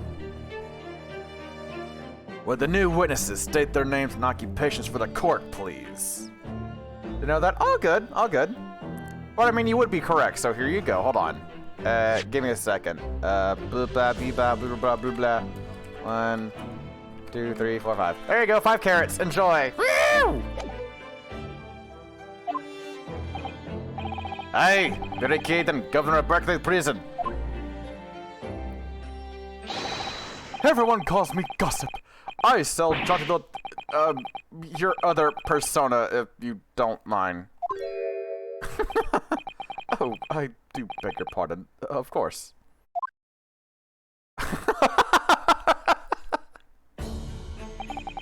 My name is Daily Vigil. I used to be the chief warder at Barclay Prison. The reason you've been summoned here to court today is to testify about the jailbreak of the so-called professor 10 years ago. Losh, the professor? You've already been through all this before, a decade ago. And the conclusion was that there wasn't anything untoward happened. A convict escaped from your prison, Governor. Hardly what you call nothing untoward. Ah, well. The convict's death certificate was somehow falsified after he was allegedly executed. And he escaped the prison inside his own coffin. A plan of that complexity could never have been carried out without the help of somebody of influence inside the prison. Governor Caden, don't imagine the passage of time will afford you any protection. If it turns out that you were involved in the plot to break Mr. Asogi out of your prison, then, of course, the consequences will be very serious. In all likelihood, a capital punishment. Gods! Hold on there, laddie! I did what... Witness? Governor Caden. Aye, sir! You have a critical role to play in the public safety of our country. A great responsibility to shoulder. The significance of your testimony in court cannot be understated. Therefore, think carefully before you speak. And Prosecutor Asogi, if you threaten the witness again, you will be held in contempt of court. My apologies, my lord. There's no disputing the fact that an intricate jailbreak plot was enacted 10 years ago. Clearly, you were both involved in some way. So you will testify before the court now and explain exactly what took place. Very well. Let the witnesses give their formal testimony. Tell the court everything you know of the plot to break Asogi out of Barclay 10 years ago. Alright, here we go! The jailbreak plot. It was the day the Japanese joke was found guilty. The directive came from the prosecutor's office. I assigned the convict to the chief warder Vigil here, and put the plan to action behind the scenes. I was responsible for Asogi right up until the night of his execution, but I knew nothing of any plot. I didn't keen if there was some negotiations between the convict and the prosecutor's office. Oh my god, Naborb, same. The music in this series, so goddamn good. All I did was carry out my duty for Her Majesty's Great British Empire. Okay. A directive from the prosecutor's office. Are you saying that was the jailbreak plot? Aye, that's right. Who sent it? Who authorized that plan? I didn't ken that. You're saying you don't know? Listen, there wasn't a thing about that professor case that wasn't usual in some way. I didn't ask any questions. I just did what I was told to do. More than that, I couldn't tell ya. I see. But if the jailbreak plan originated from the prosecutor's office, then one thing is very clear. As suspected, there were clandestine dealings going on between Mr. Asogi and that office. The jailbreak was promised in exchange for Mr. Asogi admitting to crimes he didn't commit. Oh my god! That, Counsel, is nothing more than speculation on your part. So, let me ask the defense. Oh, yes, my lord? I fail to see how these witnesses have any more pertinent information here. Do you intend to assert your right to a cross-examination? Absolutely. I have no intention of squandering a single opportunity, my lord. It seems all you Japanese are fiercely tenacious. Very well. Proceed, Counsel. All right. The jailbreak plotted. It was the day the Japanese drunk was found guilty. The directive came from the prosecutor's office. Hold it! Press everything, fuck it. And you say you don't know who actually issued the directive. Aye, that's right. All I can be sure of is that it was official. But if it was from the prosecutor's office, that narrows down and could have issued it straight away. And it wasn't me. I cannot even say with certainty that it did originate from the prosecutor's office. What? There's no telling where it started. It's a fair chance it came from higher up the ladder.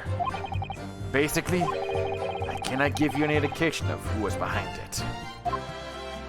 You can't be serious. All we can say for sure is that the order must have come from somebody in authority, I suppose.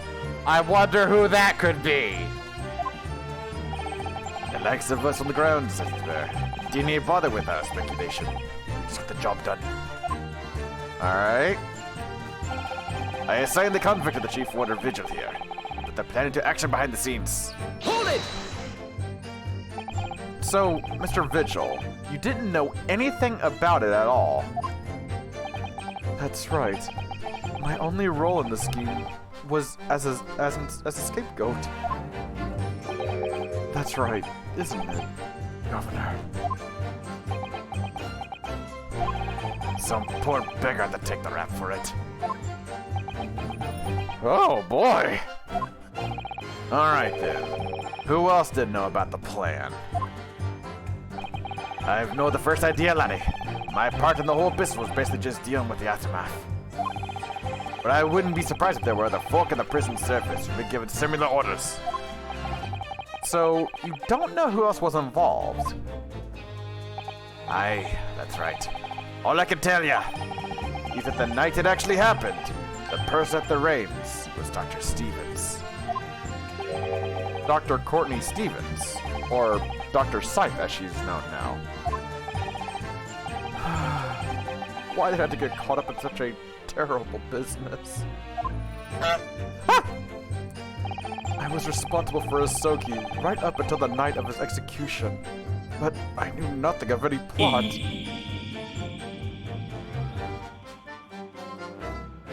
Hold it! Hi, Feeny, how you doing? Did you not notice anything unusual happening in the lead up to that night? Oh, everything was unusual. Exception after exception. Hi, Feeny. Feeny! We gotta work on our PNG tuber shit for tomorrow. Well, not tomorrow, but work on it tomorrow. You cool with that? We gotta work on that shit. I still have to get you, like, fully set up. Ah, God. And you gotta get me set up. Oh, double God. Yeah, wait on you? Oh, okay. Okay, Feeny, tomorrow, we're doing it, alright? We're gonna get set up for Portal 2 on Sunday. Oh, by the way, Portal 2's on Sunday, everyone else, if y'all didn't know already. And it's gonna be with the lovely Princess Feeny over there. After all, it was the professor. The man had terrorized the country as never before with his crimes. Jokes, please. Oh my God. In order to hide his identity, he was forced to wear an iron mask over his head. Hideous treatment. The fellow was surprisingly docile for someone who'd taken the lives of 5 of the country's nobles. 2 buns, 1 halt? Oh my. Oh my, Phoebe. I didn't think you were so forward with this request, but oh my. Being the chief warder, I was the only person permitted to approach the cell.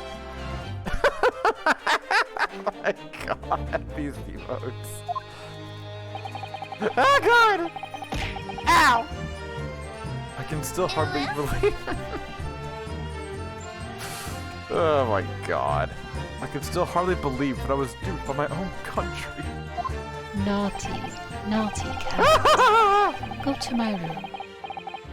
Yes, ma'am. During break, yes, ma'am. I believe you jumped from the window of the governor's office when the jailbreak was blamed on you, didn't you? Gosh, Vigil. I cannot apologize enough. No, Governor. I don't believe you can. It won't change what's happened.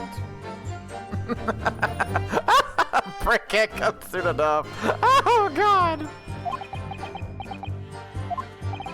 And what else can you tell us about the situation, Governor Caden?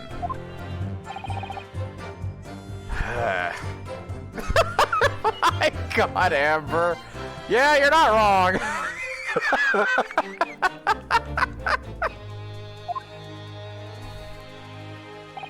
I didn't keen that there was some negotiations between the convict and the prosecutor's office. Hold it! Oh my God. But you've already acknowledged that the orders came from the prosecutor's office to arrange for the man to escape. There must have been some sort of negotiation. It's the only explanation. Well, be that as may, I didn't keen nothing about that. The witness stand is no place for telling you what you don't know for sure. I ken that much I do. And I presume you also know this. Not telling what you do know is a criminal offense. So you were just following orders, is that it? I'm afraid that won't absolve you of guilt here. A man was still killed illegally, even if he was a condemned criminal. You may very well be found complicit in murder, Governor. So that's what's to be, is it? Even with the threat of conviction, you won't break your silence. Ow! All I did was carry out my duty for Her Majesty's Great British Empire. Hold it! What the fuck, really? Did you carry out the plan in its entirety? I did everything I could at the time.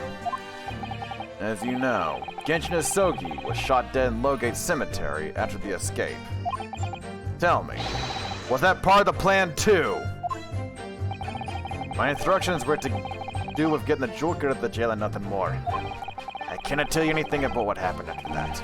Only, personally, I believe his death was the last part of the plan. What? Excuse me! Excuse me! Mr. Vigil! Is something wrong?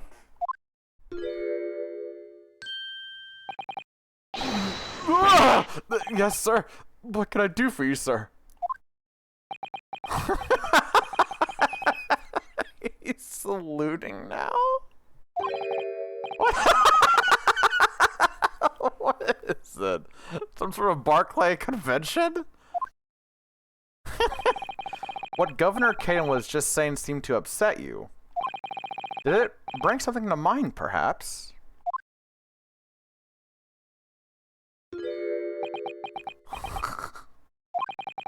For the last 10 years, I've completely blotted out the memories of that time from my mind. I was betrayed by my superiors, in the name of my country. Just as my father was betrayed, it seems. But you see, thinking back now, I really can't imagine that the shooting of Mr. Asogi in the cemetery was ever part of the plan. What makes you think that? Well, it just doesn't make sense, does it? To make the man admit to crimes he didn't commit with the promise of a jailbreak, only to kill him in the end. That's treachery of the worst kind. But the point is, if the intention was always to betray him, why would there be any need for all the chicaneries of an escape? Chicaneries? Yes, that's quite true. If whoever negotiated with Asogi never intended to keep his or her end of the bargain, it would have been far simpler just to let the man be executed in prison, as dictated by his sentence. It all happened in that vast chamber of secrets that is Barclay, behind the high prison walls. I suppose nobody knows what really went on in the execution room now. Yes, it's an unsettling mystery, certainly. What? Chicanery. Okay. Thank you, Raven. Truth be told, there is a wee matter that's never quite made sense to me. If you believe there was some kind of negotiation behind the jailbreak, between Asogi and the body at the top, it didn't quite add up, does it? Governor Caden, I must insist that you explain these doubts that you have by amending your formal testimony. Gets! Aye, go on then. Alright. It seems to me that the Japanese fella didn't have nothing to bargain with. That's not true! I know what he did have! The Asogi Papers! Objection! Got it! Confessing under oath to murders he didn't commit on a verbal assurance of later being broken out of prison. Genshin Asogi was taking an incredibly risky gamble. Very true. There was nothing to stop the British breaking their word and executing him behind closed doors anyway. Because he mentioned this is like his last weapon or whatever, so he did have a bargaining chip. Yeah, the only weapon you have left. But what makes this... Because this was found in his cell, but what does this have to do? Okay. Let's see how this plays out. Under normal circumstances, no man would stake his life on a gentleman's agreement like that. Which means that Mr. Asogi must have had a trump card. Something that guaranteed he wouldn't be betrayed. Some kind of weapon. Leverus! The fellow kidnapped must have had anything like that. But you know that he did, Governor. The Asogi Papers. The name given to the last will and testament of Genshin Asogi. It turns out that Mr. Asogi was hiding his will in his cell at Barclay. Chief Warder Vigil caught him with it one day. You squeal, did you wee rat? They don't tell you to keep that a secret! You can't touch me now! When Mr. Vigil caught sight of that will through the bars of the convict cell, Mr. Asogi pleaded with the warder. Alright then, but what's on that paper? A last will and testament. I don't remember what voice I gave him. This will is the only weapon I have left now. I gave the goofy voice to Wilson, so I can't give it to him as well. A weapon? And after the convict had been killed following the elaborate pretense of the jailbreak, that document mysteriously disappeared, didn't it? Well, yes. All the prison warders searched through the belongings in his cell, but that will was just nowhere to be found. As I understand it, an exhaustive search was made for the document, which became known as the Asogi Papers. Could have been Donald. I can't do Donald's voice to save my fucking life. Governor Caden, I believe you ordered your prison staff to find it at all costs, didn't you? Would I be right in saying that you knew? You knew that the so-called Asogi Papers had the potential to make great waves somehow.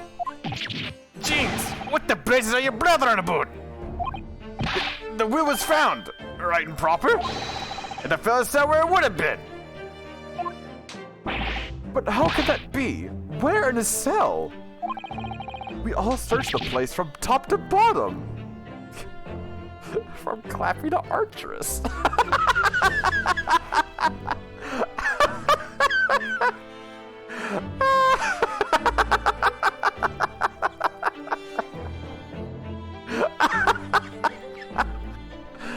Oh, God. Well, you didn't do a proper job, eh, you peely wally galoot. You can't criticize me now. I showed it to you before, did I know, yon lawyer? Yes, you did. I have the document here. I'm a submissive top the board, god damn it! It's written in Japanese and reads, "The Last One Testament of Genshin Asogi." Which means everything as it should be. Not quite, my lord. You see, there's an undeniable inconsistency here. What? What inconsistency? Mr. Asogi described this document as the only weapon he had left. And yet, this will contains nothing of significance at all. Nothing that would have given the convict any leverage. Are you suggesting, my learned friend, that the last will and testament stored at Barclay Prison all these years is actually a fake? The sword. Huh? As has clearly been demonstrated already, the sword. But there's nothing else to look at, is there? This opens it up. Yeah, I brought it out. There's something like it's broken off here. Yeah, there's nothing here. Like I'm looking. Yeah, there's nothing here.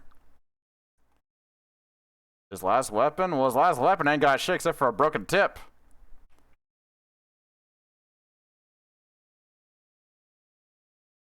Scabbard? There's nothing here. It's not lighting up. I sincerely hope you're not giving a spoiler. You better not be, or I'm banning you. I swear.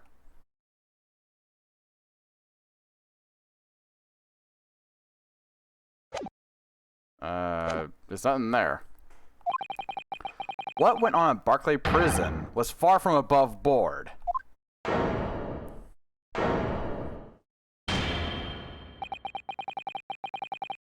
That last vilification by the defense was an affront to the entire British legal system. This absurd notion of a weapon is something for which we have only the former Chief Warder's word. The man could quite easily be lying, or at the very least, sorely mistaken. What? No, I definitely heard him say that, I swear. Clearly we need to get to the bottom of this. We need to know exactly what happened with these so-called Asogi papers. A waste of time! If the will was fake, where's the real document? Objection! Mr. Vigil was stabbed in the back by the judiciary 10 years ago. He lost everything, very nearly his own life. And now you're going to do it again. You're ready to brand him a liar and turn your back on him without even letting him defend himself. It's clear that Barclay Prison is hiding something. It's clear that the jailbreak was masterminded by somebody in the prosecutor's office. It's clear that some illicit negotiations took place. Your Lordship is going to go over these. Oh my god, it's going so fast! What did you say? We should hear more from the Chief Warder. Have him testify again. Oh, the trial must go on. Testify! It would seem that a vocal few here are utterly blind to the truth. Very well then. Let the witness testify again. Tell the court precisely what you think you saw of the convict's last will and testament. Yes, sir, my lord. Alright, here we go.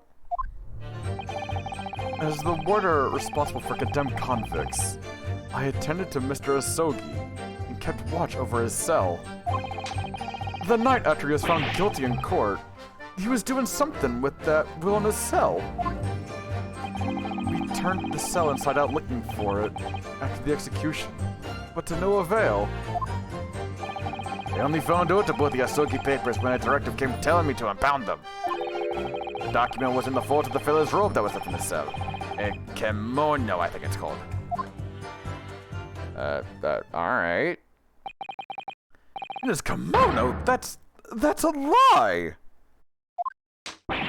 We searched every inch of the man's cell. We looked through his clothes. It can't be true. Were you no satisfied with calling me a liar the once, say ya, wee waffinger? There's nothing you can do about it now. You don't have any hold over me anymore. Other than the hold you like to take on my cravat, of course. Is that what you're going to do, is it? Oh, look at this motherfucker. Are you going to give me a good shake again? Or are you too scared?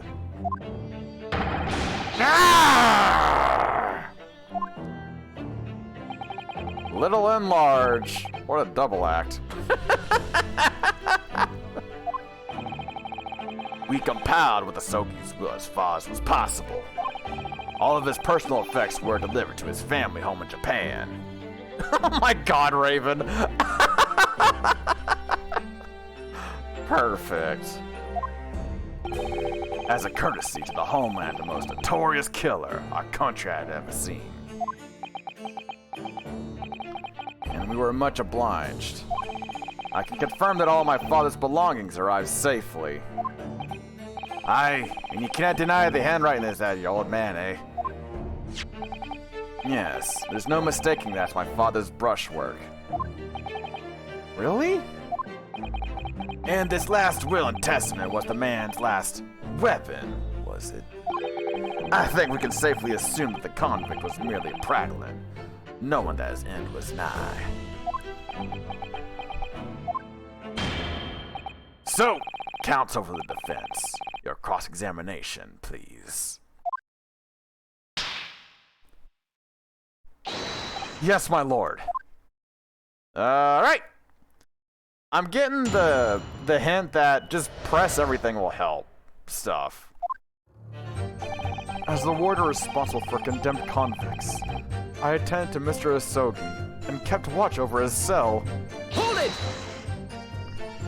So, would that mean that you conversed with Mr. Asogi?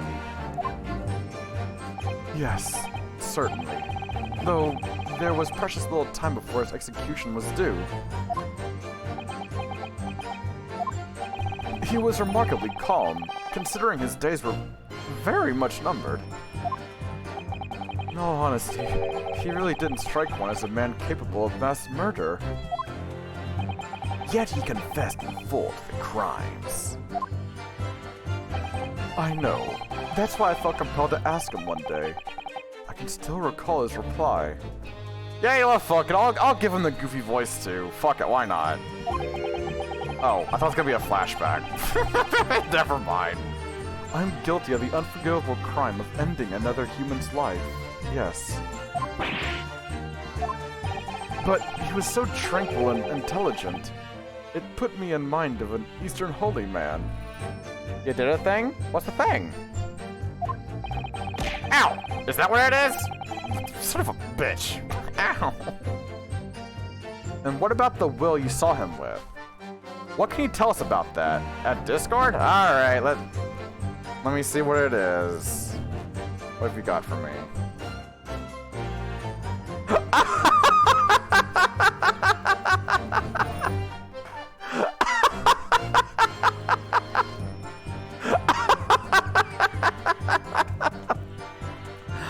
Oh my god, that is funny as hell. If you want, awesome. Oh my god. I gotta show this to y'all. Holy shit. I'll bring it up on stream. Hold on. Holy crap. Alright. Just fan it now. It's fucking awesome. Hold on. Let me just make sure. Okay. Where the fuck is it at? How big is this fucking thing? Whoop. There it is.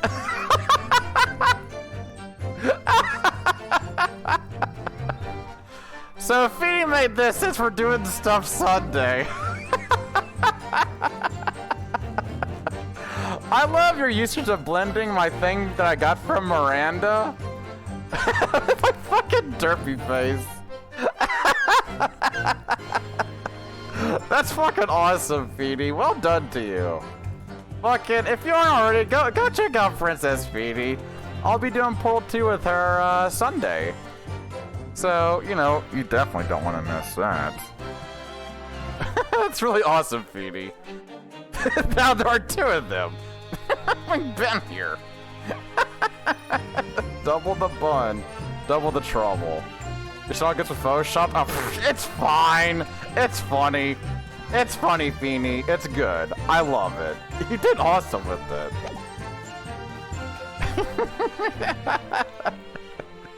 That is funny as hell. Good job, Feeny.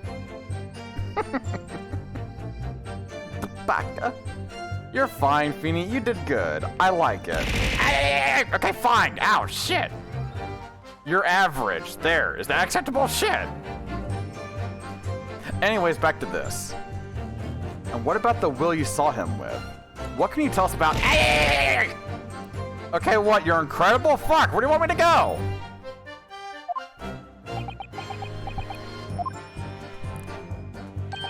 It was the beginning of all the drama. I remember it very well. Yes. The night after he was found guilty in court, he was doing something with that will in a cell. What was it? Hold it! And he pleaded with you not to report him, didn't he? Yes, that's right. And like the vampire, you didn't tell me. A blatant breach of trust that was. You want to talk? I could see that the man had a noble spirit. I found myself wanting to treat him accordingly. But according to what you told us 2 days ago, the convict had been strictly forbidden from having any writing materials whatsoever. Yes, you're quite right. So, when exactly was the will penned? That was before the man was remanded in Barclay, obviously. Yes, at the prosecutor's office under supervision of the relevant authorities. I personally instructed Asogi to make a will for the benefit of his family and his homeland. In that case, why was it found in his cell? What do you mean by that? Well, if it was penned at the prosecutor's office, you would have expected that it would remain there for safekeeping, surely. It's curious. There doesn't seem to be any obvious explanation for why it was subsequently found in the convict's cell. The defense makes an astute point. Well, Governor, Prison governor cannot be expected to cane the Anarwekis at the prosecutor's office. In that case, Lord Strongheart, perhaps you can shed some light on the matter. I'm unable to offer an explanation here and now. What? I would have to consult with the notary responsible for the will at the time.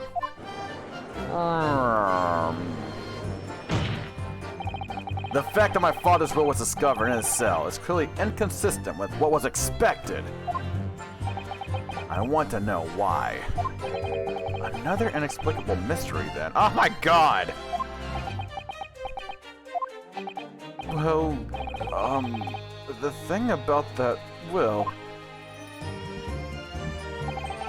We turned the cell inside out looking for it after the execution, but to no avail. Hold it! It was the governor who ordered the search for the will, as I understand it. Is that right?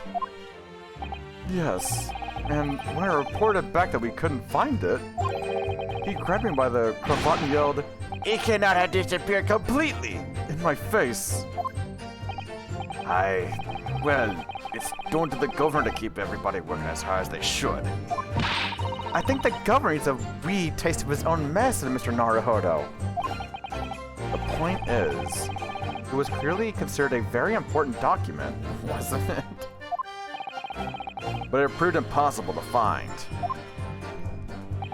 That's right. Then, before I knew it, it was in the morning paper. That blood-curdling article. The executed mass murderer who'd risen from the dead. Oh, you mean... The article based on Mr. Drebber's experience in Lowgate Cemetery! Yes, that was it. The day after I read the news, I was summoned to the governor's office.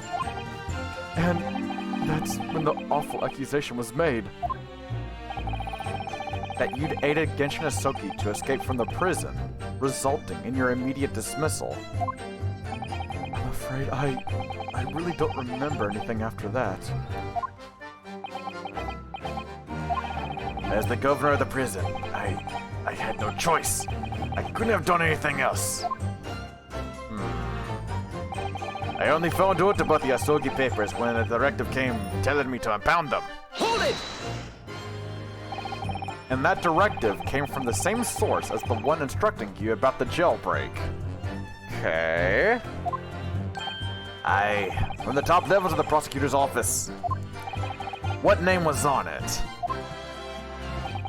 I didn't keen afore, and I didn't keen now. All I can tell ya is that my orders were to do everything in my power to find that document. The directive said it had to be somewhere inside the fella's cell. Document. Was that the wording? Document, not will. That's what it said.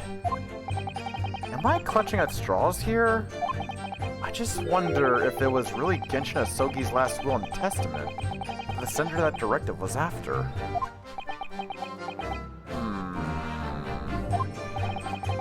Continue with your testimony then, witness. That's got me a little bit curious. The document was in the folds of the fella's rolled that was from the cell. A kimono, I think it's called. Hold it! Hold it! And Mr. Asogi's kimono.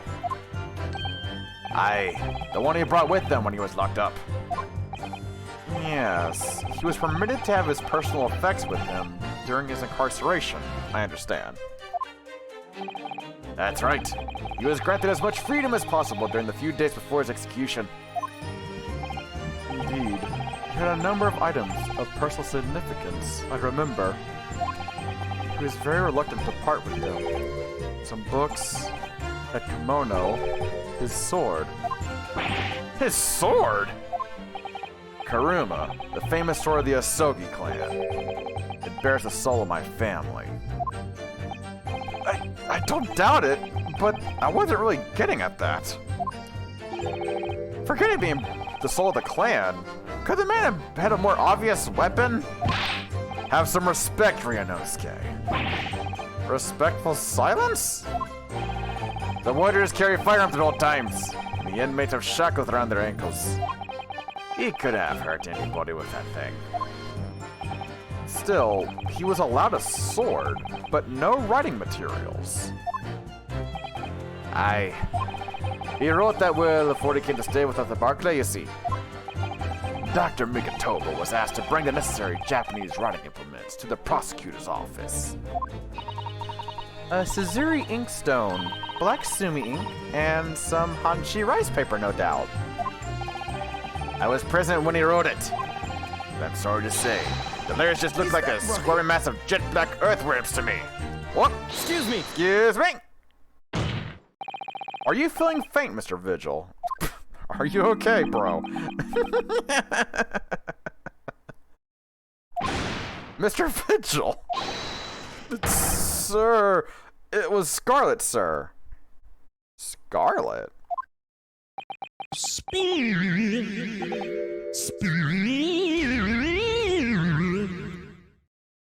What?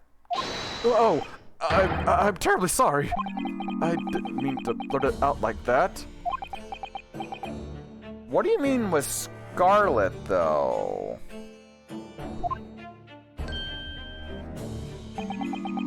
What are you remembering? Less swaying and more explaining would be helpful. Is it something about the testimony we just heard? Have you recalled something of importance? Something of importance. Possibly or possibly not. I'm unable to tell which way he's leaning, I'm afraid. My lord, the defense asked that Mr. Vigil be permitted to supplement his testimony with this possibly or possibly not important detail. Permission granted. Go ahead, Mr. Vigil. Yes, it was Scarlet. What? As I remember it, the document was written in scarlet ink, but perhaps I'm mistaken? Okay, so there's gotta be something with this statement, because every single time they have you add a statement, you gotta object to it, but the document was written in scarlet ink. What the fuck? Hold on. Scarlet, you say? Well, yes. I mean, I only caught sight of it for a brief moment, of course. But even by the dim light in his cell, I remember thinking that it was an unusual color. At the very least, I'm quite sure it wasn't black. Hmm? Witness! Is that really what you saw? Sir! Is something wrong, Lord Strongheart? I apologize. Continue? What do you make of that, Mr. Naruhodo? For Lord Strongheart to be so visibly shaken in that way.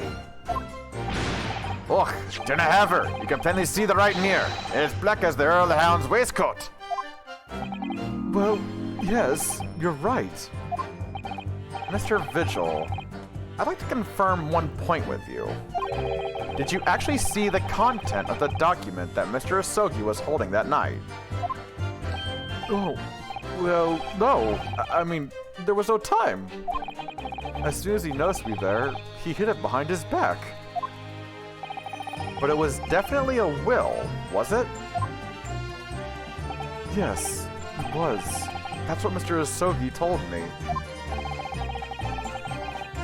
The court need to waste no further time on this matter.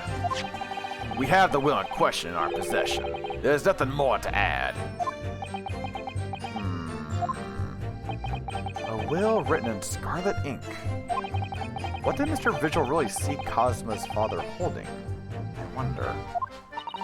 If you have an inkling, Mr. Naruhodo, you must present it to the court. Alright, that's a good one. It's simple, but it's good. Okay. That testimony doesn't give much away. So this will really was penned by Kazuma-sama's father.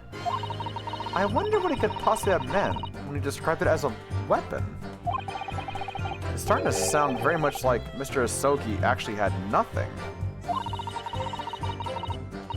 But the plan to break him out of the jail went ahead, which means he must have had some bargaining power. He must have been hiding something. It's the only explanation that makes sense. It's starting to sound like Mr. Asogi actually might have had something. Which is it, Mr. Naruto? I'm not sure. I feel as though I'm on the brink of understanding all this. Let's listen to all the information again, see what more we can learn. We can't overlook even the smallest detail. Absolutely. Okay. So it's always the last statement. Okay. The document was written in scarlet ink. But perhaps I'm mistaken. I'm not certain, so I'm gonna go ahead and save like a bitch save here. There we go. Alright.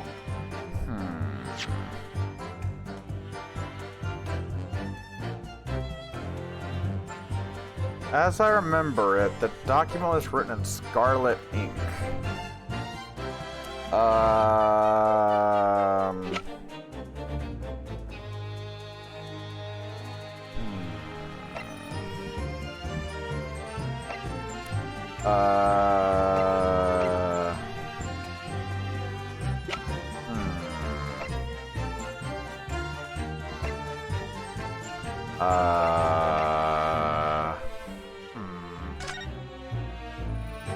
Material possessions and wealth belonging to me in London be delivered to my son Kazuma in Empire Japan.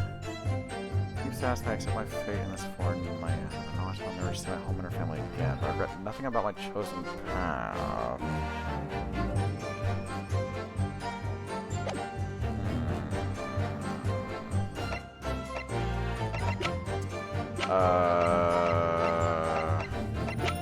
I need to think. What all? Okay. I'm gonna go look through all this to see what involves Genshin. Not this. Not this. Not this. Not this. This is involved with them, but I don't see how it's relevant. Not this. Not this. And yeah, let me figure it out. That's why I got the no spoiler tag.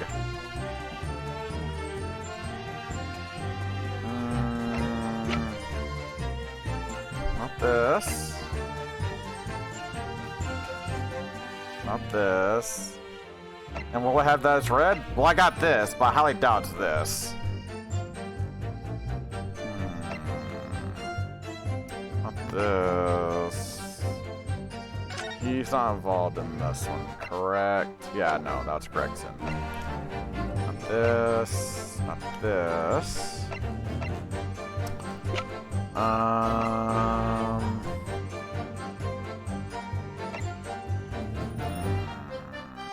this. That's the papers.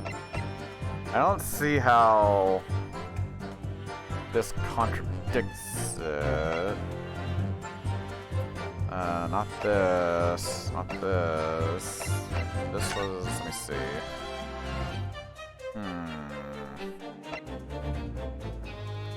Superficial external wounds indicative of a duel. Recent scarlet ink. Wait. Recent scarlet ink stains visible on the little and ring finger of the right hand. Is it this? Question mark? Objection! Oh, got it!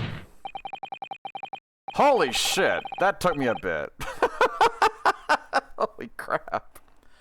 Scarlet-colored writing is what you said you thought you saw, Mr. Vigil. And I believe that's exactly what you did see. What? Evidence again? You have no evidence to say that! Have a look at this report. That's my brother's autopsy report. Yes, and there's something in here that's bothered me since I first read it. It states that scarlet-colored ink stains were noted on the fingers of the victim's right hand. Yes, so it does. Scarlet ink? Now, I'm familiar with the habits of the British aristocracy. I'm not familiar with the habits, I freely admit. But I would hazard a guess that they don't all go around with ink stains on their fingertips, do they? Your wit is not appreciated.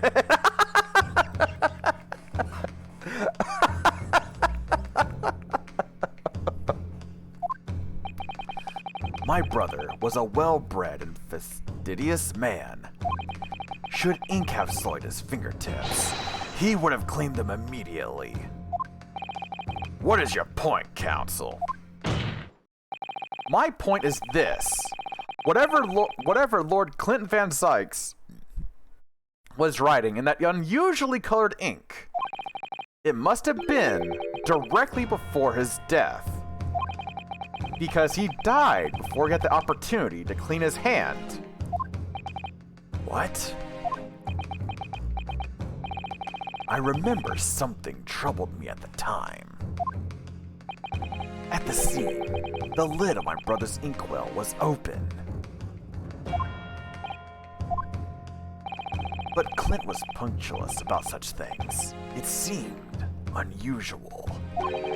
And no document penned in the color of the ink that was in the inkwell was ever found. So the document had disappeared. Are you suggesting that the document my father had in his hand that night in his cell was the same document that Lord Clint Van Sykes was writing moments before his death? Then it was. If Mr. Vigil's testimony is to be believed, it can only mean that, yes. Mr. Vigil! Sir! When you spotted Mr. Osoki with the document in his cell, his precise words were as follows, were they not? Alright then, but what's on that paper? Alright, I'm gonna give him the goofy voice, fuck it. Last will and testament. This will is the only weapon I have left now. A last will and testament. If the conversation really did go as Mr. Vigil says, then what we now know completely changes the meaning of what Mr. Asogi said. You really think? Mr. Vigil did indeed see the convict with the will, but it wasn't that of Genshin Asogi. It was the last will and testament of Lord Clint Van Sykes. Oh. What? Oh shit. Objection! This is madness. My brother's last will and testament. That would mean that he had chosen to die. That is what it would mean, yes. No, impossible. That is utterly out of the question. Lord Van Sykes? Clint was pursuing the professor. It consumed him day and night.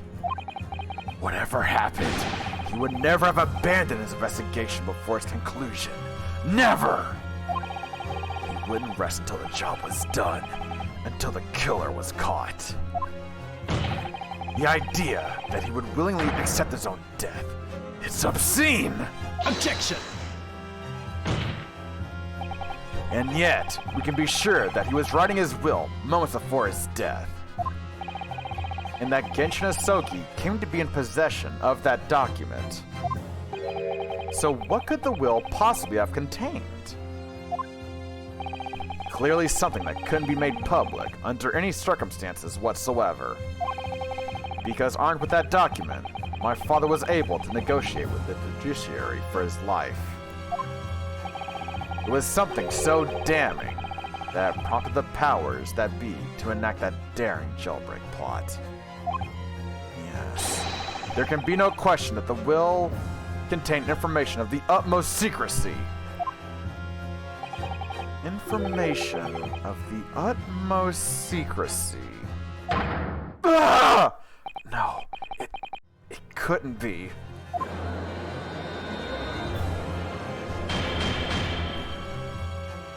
I've heard more than enough. Pursuing this notion of a phantom will nobody can attest to. Having seen serves absolutely no purpose. Objection! No, my lord. That's unacceptable. What did you say, counsel? The last will and testament that Genshin Asogi had in his possession was that of Lord Clint Van Zykes. All the testimony and evidence presented to the court has logically led us to that as a possibility. We have a duty to pursue the line of reasoning to its conclusion, but with no possible means of knowing the content of the document, there is no line of reasoning to pursue.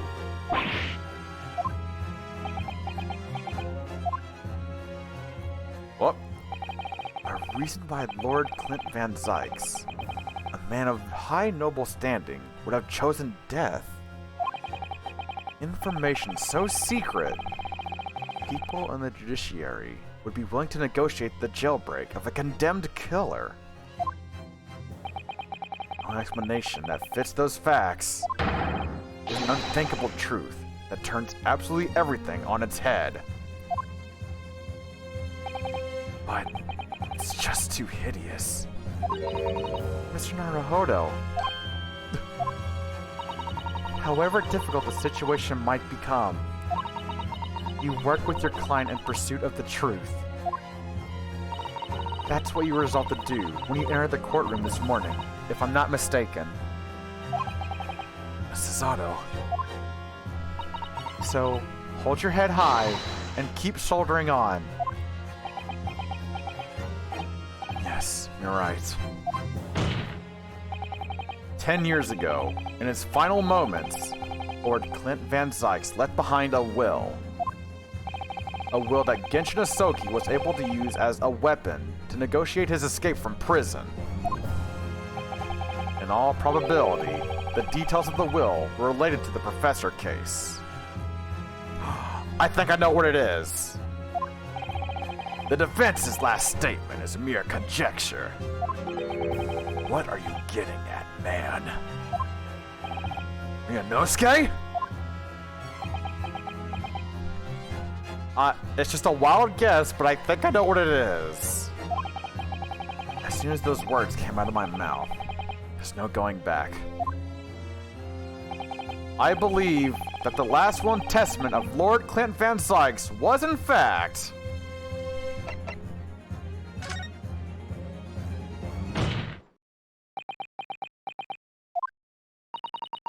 You can do this, Mr. Naruhodo. I believe that what Lord Clint Van Zykes actually penned that day was a confession. A confession? Regarding the mass murderer known as the Professor and his true identity. Objection! Enough! Counsel. What are you saying? Do you even realize? A confession about the true identity of the Professor. That would mean... Lord Van Zykes, I appreciate this must be hard to take in.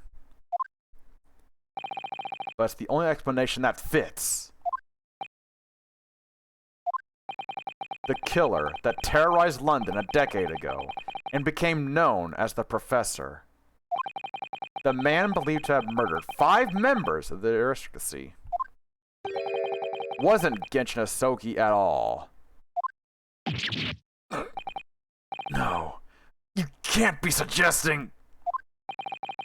It was in fact the man believed to have been...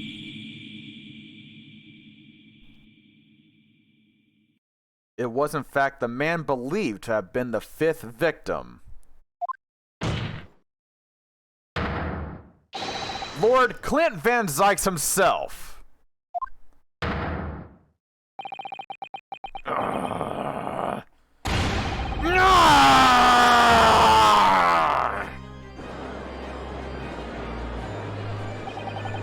It's finally open, is it?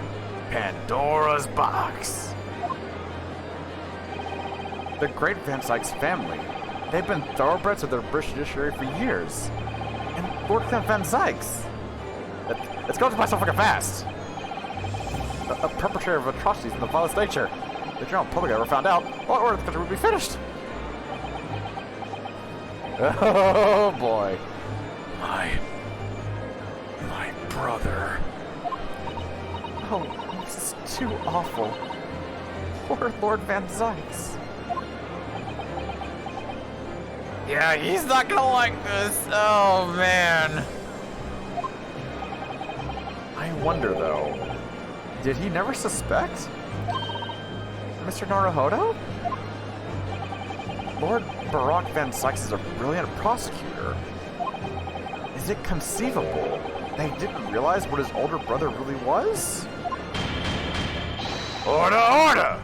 Order in the court! Lord Van Zykes.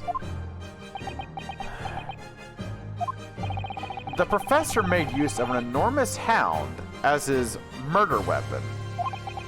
Tell me, did your brother own a dog? Yes, he did. Hi, Tech, good to see you. How you doing? Balamog. He was a well-known hunting dog. People called him a giant. I don't believe this. When my brother would go hunting in the forest, the grounds behind the house, he always took Balamug. After Clint's death, the creature passed away too, almost as if he were following his master. He was a magnificent hunting dog, worthy of a jewel-studded collar around his neck. A jewel-studded collar? That's right. Though, sadly, some years ago now, it was stolen by a thief who broke into the house one night. A jewel-studded collar stolen by a thief? Is something stupid which you regret? Uh-oh. Oh god, Chips, please. It so happens that myself and my colleagues have come across such a collar during our time in London. How could you? There was an old emblem attached to the collar too, made of pure gold. Can we look at the collar again, please? Oh, yeah, that's right! It was topped with a small crown and bore an ornate capital letter B. And the blood on it! Oh my god! What? An emblem bearing the initial B. Oh my, you know it? It's the insignia Of the Baskerville family! Oh my god, the hounds of the Baskervilles! Oh my god! Wow, they brought that shit back! Holy shit. Ah! What? The Baskerville. Why is that name coming up now? That's why Shows never wanted it published. Oh my god, that explains everything! Holy shit! Ow! Baskerville is the family name of my late brother's widow. That pure gold emblem was an heirloom, which Clint acquired upon their marriage. There can be no doubt then, the collar you described was Balamug's. The family insignia of Lord Clint Van Zykes' widow. You saw your old brother and the look of disgust was heartbreaking? Aww. Well, Tech, you're welcome here. Alright? So you're back with your father for good times? Well, that's good. And you're also here for even more good times. Double good times. Yay! We do a hip. There was a considerable amount of blood on the collar when we saw it. Since we know the dog was used for hunting, it could have been from its quarry, of course. But it could equally have been from human prey. Holy shit! Clint Van Zykes really was the professor. Holy crap! So, in fact, the person responsible for these murders of nobles and royals was a noble himself. And that threatened to be an enormous scandal that would irrevocably destabilize British society. My father knew that, and was using it to negotiate his way out of the unjust charges brought against him. But at the very last hour, those he'd bargained with betrayed him, slaying him mercilessly on foreign soil.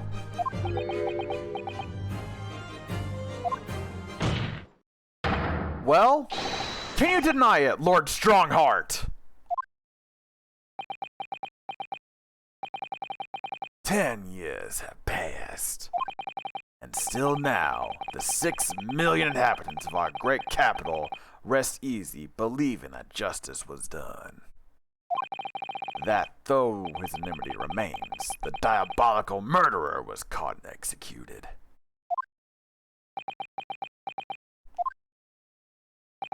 Very well then, you may have the truth.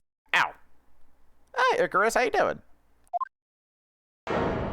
Oh boy, here we go.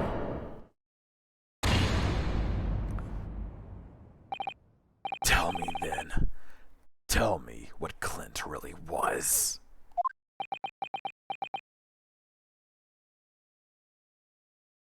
This is true too, Widget. Lord Clint Van Zykes was too pure of heart. When he became a prosecutor and went in pursuit of the black roots of crime, he drove himself into a corner. He came to the uncomfortable realization that to fight the most fiendish of criminals requires one to become even more fiendish oneself.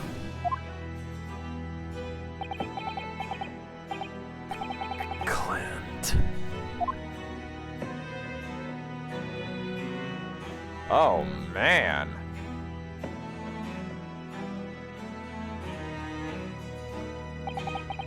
The 19th century was a truly miraculous 100 years for Great Britain, and indeed the whole world. New industry, new technology, and with the birth of the Metropolitan Police Service, a new law and order. But these dazzling new developments meant ever deeper shadows were cast on society. Water sullied by factories, air thick with noxious fumes and crime, growing daily to fill the darkness. Lord Clint Van Zykes made it his mission to combat that darkness. But as time went on, it slowly ate at his soul, until eventually he was consumed. It's ironic, really, and somewhat surprising, that the truth has once again been unearthed by a Japanese. Once again, what do you mean? 10 years ago, your father, Genshin Asogi, turned up at my office one night. Well, I am giving him Goofy's voice. The professor? Yes, beyond all shadow of doubt. You must issue a warrant to search his home at once. Look. Don't be absurd. The man comes from one of our country's most illustrious families. He's a paragon of justice here in the capital. Yes, that's the point. That's why none of you British can see it. He's using his noble status as a diversion, whilst he commits these atrocity crimes behind the scenes. Do you have evidence? Nothing definitive as yet. But he keeps an enormous savage hound on the estate. We need the full support of the judiciary for this. We're up against a member of the aristocracy. So a large family estate has a fierce guard dog. You should know that's commonplace here in Britain. I'm sorry, but I can't possibly put Scotland Yard onto this based on the tenuous accusation of a visiting student.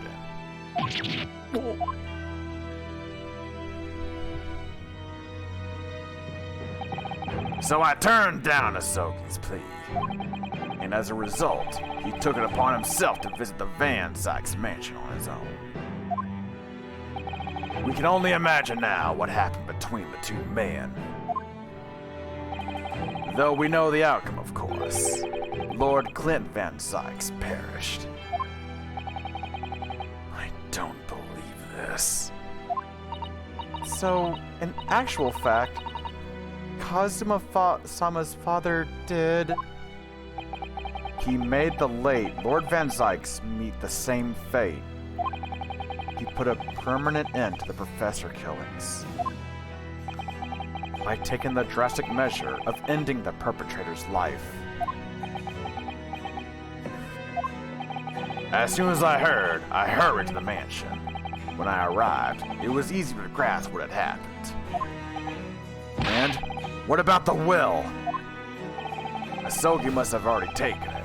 Nothing of that nature was found at the scene. We had no idea of the existence of such document at that time.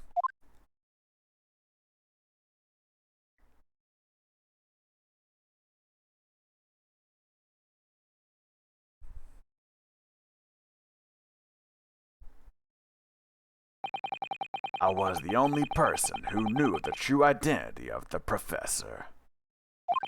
So, I resolved to keep it a secret, and to guard the secret to the bitter end. So you're admitting to it? That you were behind it all? It was you, then, who pinned the crimes on my father! I did what needed to be done in order to protect the law and order of the British Empire. Even if that meant employing an unforgivable ruse. Then it was you who arranged this fabricated evidence. I ordered that detective to take care of it, whilst keeping the truth from him, naturally. Gregson. Obviously, he opposed me at first. Are you off your rocker? We can't do something like that. There's no question that it was Asoki who murdered Lord Van Sykes. The house staff had made statements that they saw the man running from the mansion that night. Yes, well, I've no doubt it was that Japanese fella. But we haven't got to serve conclusive evidence against the man. And worse than that, he has to keep a dog, so we're short of a murder weapon to boot. And we're short on time, Gregson. We must put a stop to this man's rampage, for the good of the country. So we'll use whatever means necessary.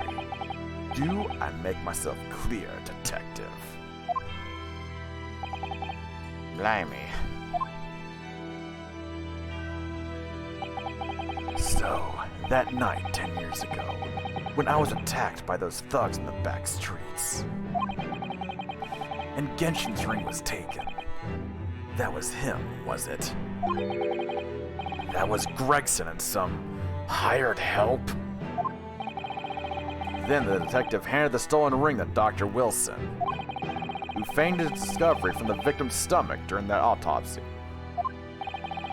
And, in the light of that decisive evidence, Mr. Asogi was found guilty of the charges brought against him. However, behind the scenes, he had actually already struck a deal with his accusers, in which he agreed to silently accept these charges. I just don't believe that part. As far as I knew the man, my father despised such underhand dealings. It was extremely easy to make him comply. Myself a game to a 10. You guys have fun now. Take care, Show Fox, and enjoy your lurkies. I gotta go on break soon anyways. I really do. I'm 10 minutes past break time. You see, he had one crippling weakness.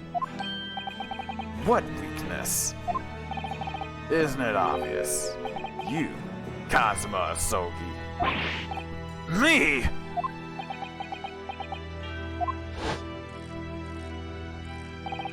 Perhaps you have no desire to return to your homeland, Asogi.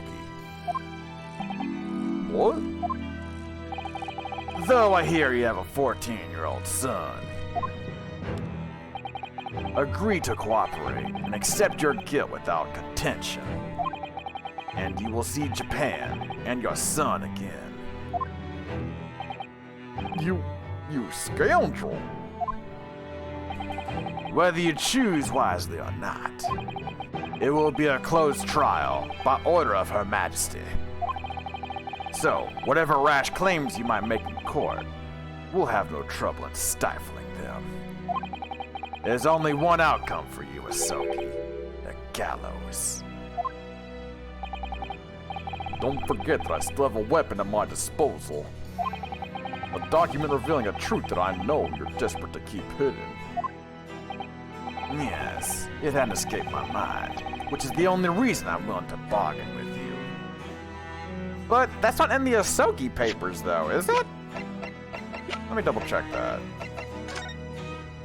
Yeah, because all it is just this. I only want to protect this country's law and order, you understand. So, what's to be, Asogi?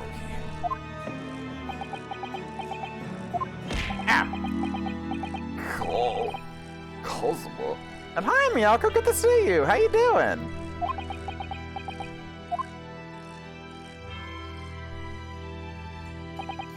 He did it for me. And as I told him at the time, my motive was simply to protect Britain from the damage the truth would do. Thanks for the pets, Miyako.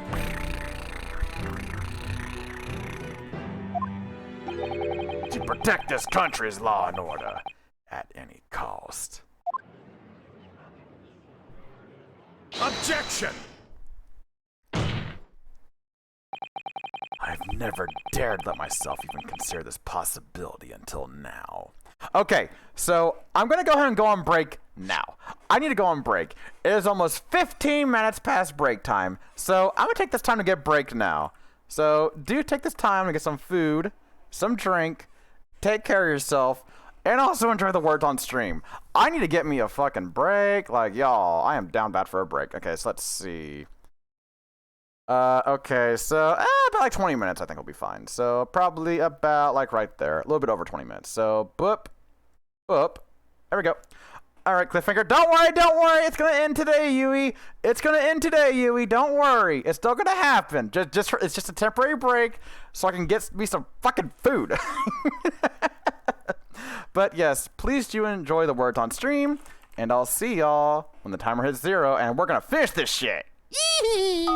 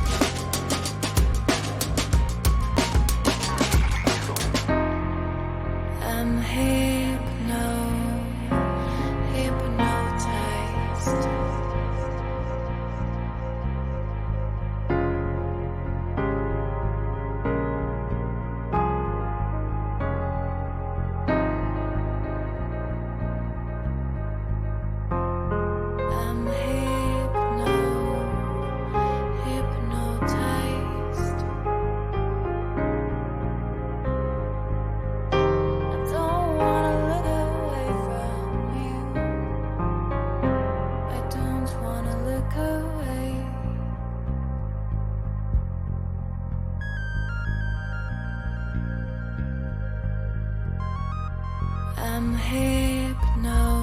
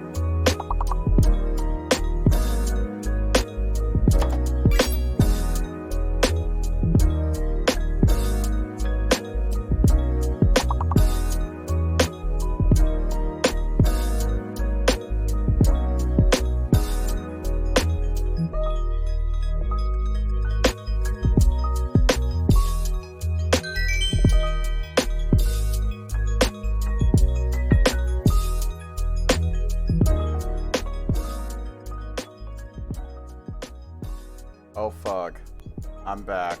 Oh shit, oh fuck, oh god. I'm back from breakies, everyone. Hopefully y'all had yourself a wonderful breakies as well. And holy shit.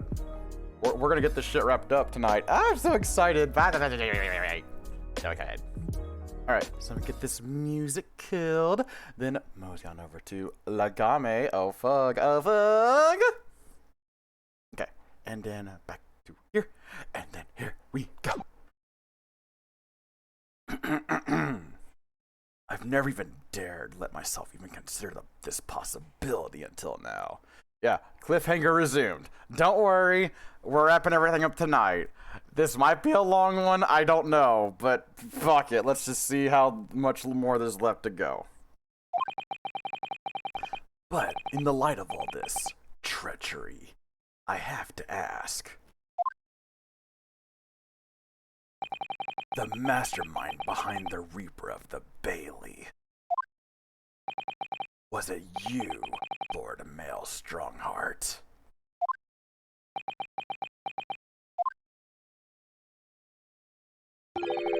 A rather brilliant idea, wouldn't you say, Lord Barack Van Sykes? Wait, what?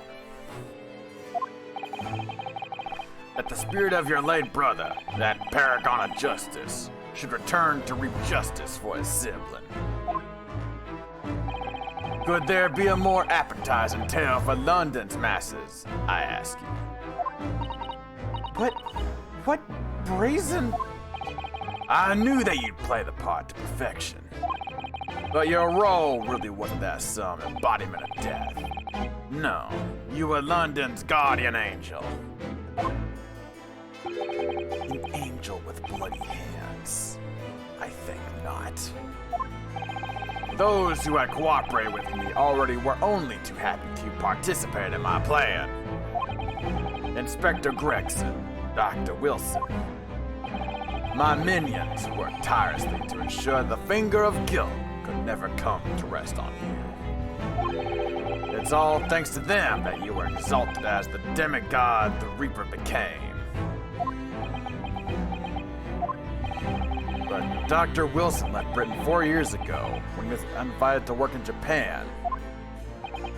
That's right. So I had to employ the services of his young protege after that. Dr. Courtney Scythe. Dr. Scythe? So what with the execution of the professor and the subsequent reign of the Reaper of the Bailey? I've successfully safeguarded law and order in our mighty capital for the past decade. That is everything.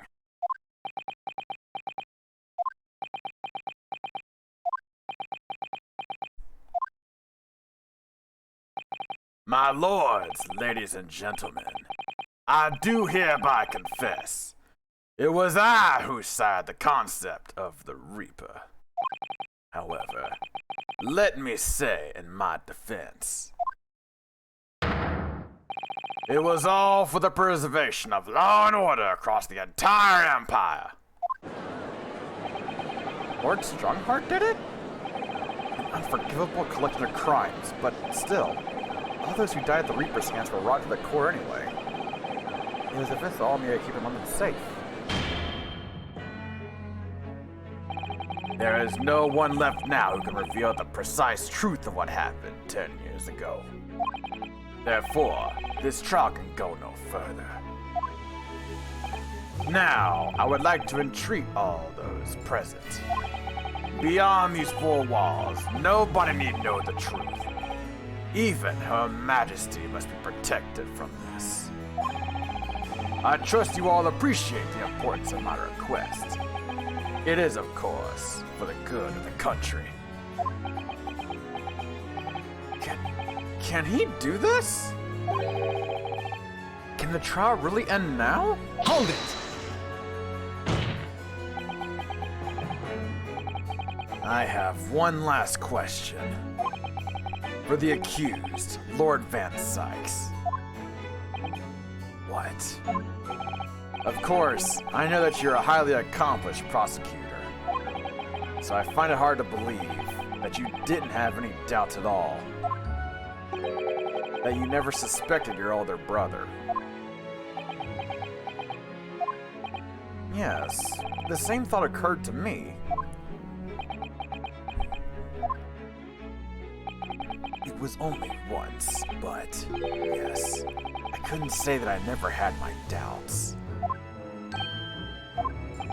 My brother's sense of justice was extremely strong. Perhaps too strong, I observed.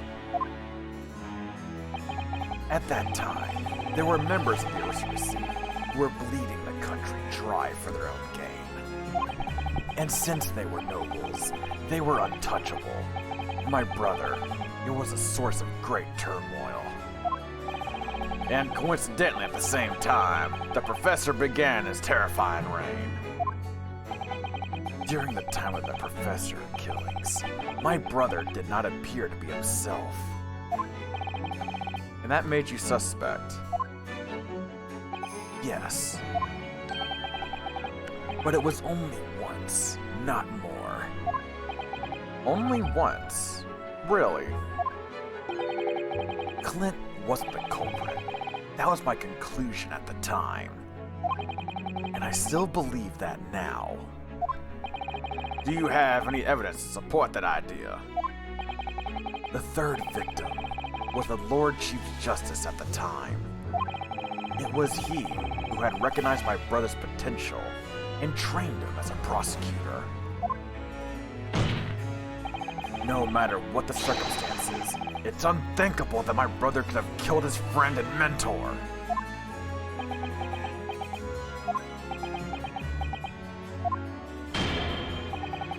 That will do. Neither Clint Van Zyx nor Genshin Asoki still walk this earth. However much we debate this matter now, we cannot hope to reach a conclusion. But there are only two extant pieces of evidence from the time. The woebegone ring that acted as the incriminating evidence to condemn Genshin Asoki. And the 3-page last will and testament penned in black ink and left... Wait a second. 3-paged? Wait.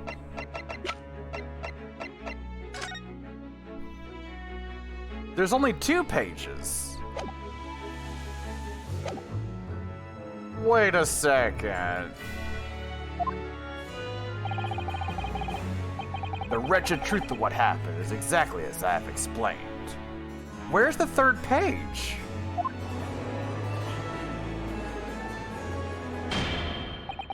Later today, I will present myself at the Ministry of Justice for whatever sanction is deemed appropriate.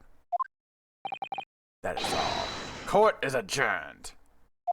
Hold on. Objection. Objection! Yeah!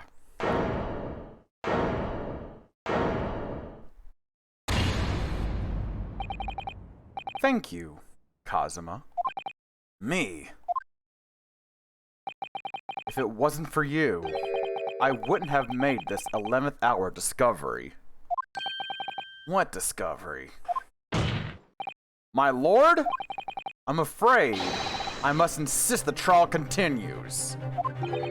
I beg your pardon. As the court has been reminded today already, we must stop at nothing to uncover the whole truth. And to that end, one particular statement made by somebody in this courtroom moments ago revealed a very subtle contradiction. What contradiction? But all I did was ask the accused one simple question. Oh yeah, I know, Miyako, I know, I caught that. Well, it began with Lord Van Zyx and his recollection about his brother. But Lord Strongheart didn't permit the defendant to speak at length. I merely pointed out that we can draw no further useful conclusions here. So where on earth is the contradiction? One of them definitely just said something contradictory. It's time to verify who. Or identify who. It was Lord Strongheart, I'm sure of it. something he said was slightly off. Come on, Ryunosuke. Think back over his words. Find the problem. I already know what it is. Neither Clint Van Zyx nor Genshin Asoki still walk this earth. However much we debate this matter now, we cannot hope to reach a conclusion. There are only two extant pieces of evidence from the time. The woebegone ring that acted as the incriminating evidence to condemn Genshin Asoki. And the 3-page last will and testament penned in black ink and left behind by the man.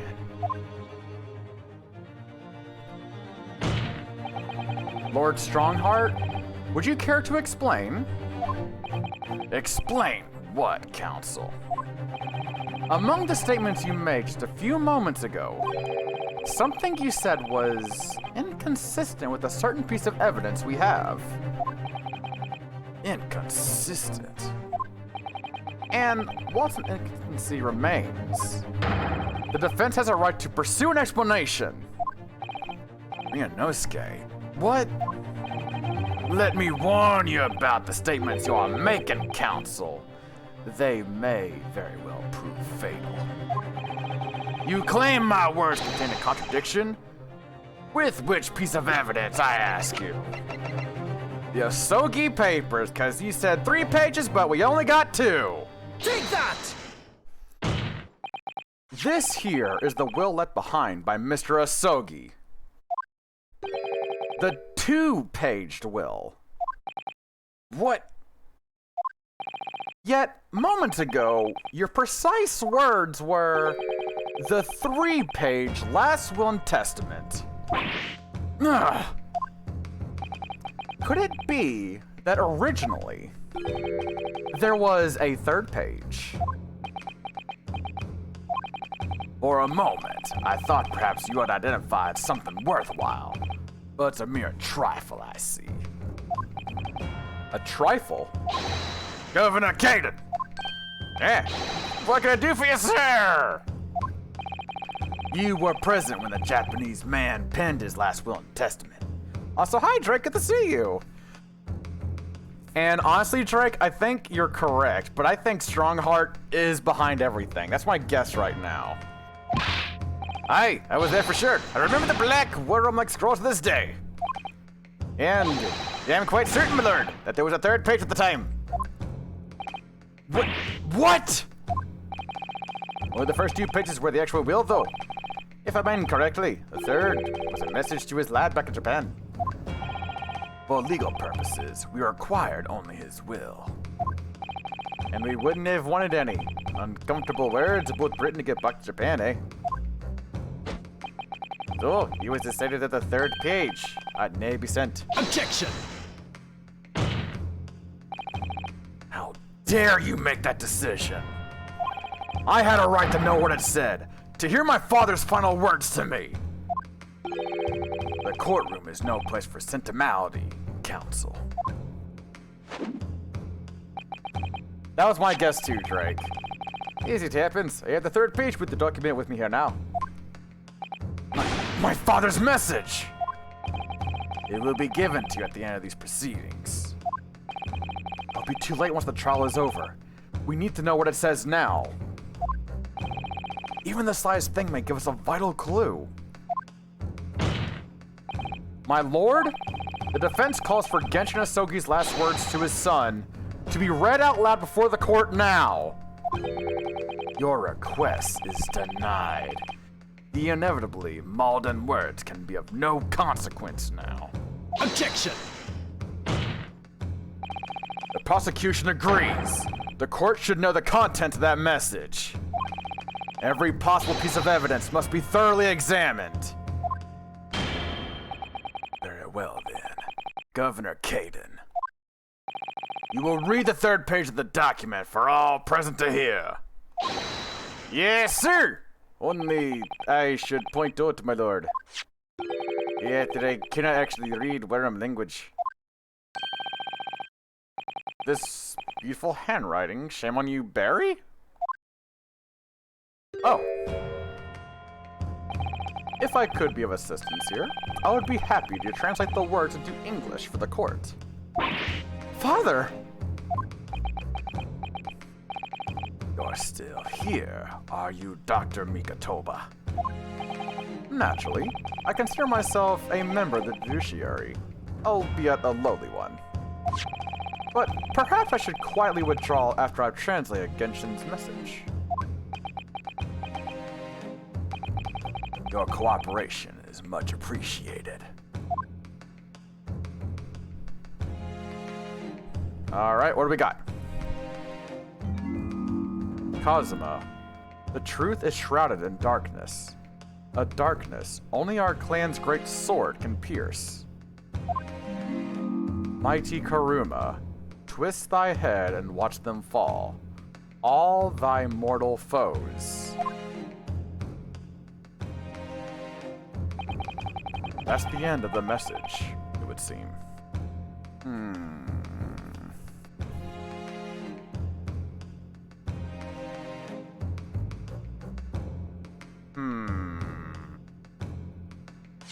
Talking about the sword. Oh my god, wait a second, I just realized. Was I actually spoiled on this? Hold on.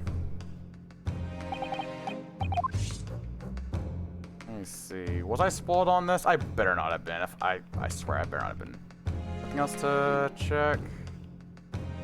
Okay, doesn't look like it. Okay. Okay, nothing's popping up, so... Yeah, it does mention the sword. A haiku poem. Twist thy head? Father, what is Karuma? The name of the Asogi clan's famous sword.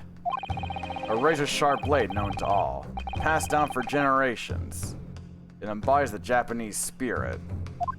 It's not known to me. It's the katana sword that was submitted as evidence earlier in these proceedings.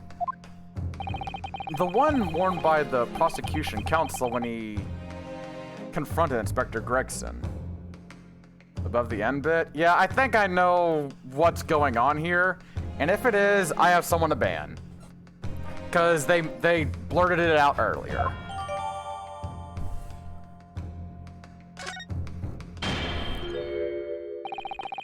All these procrastinations are beginning to try my patience. Adjournment of this court is long overdue. So let me check the sword now and see if I would... Alright, I got someone to ban. Hold on.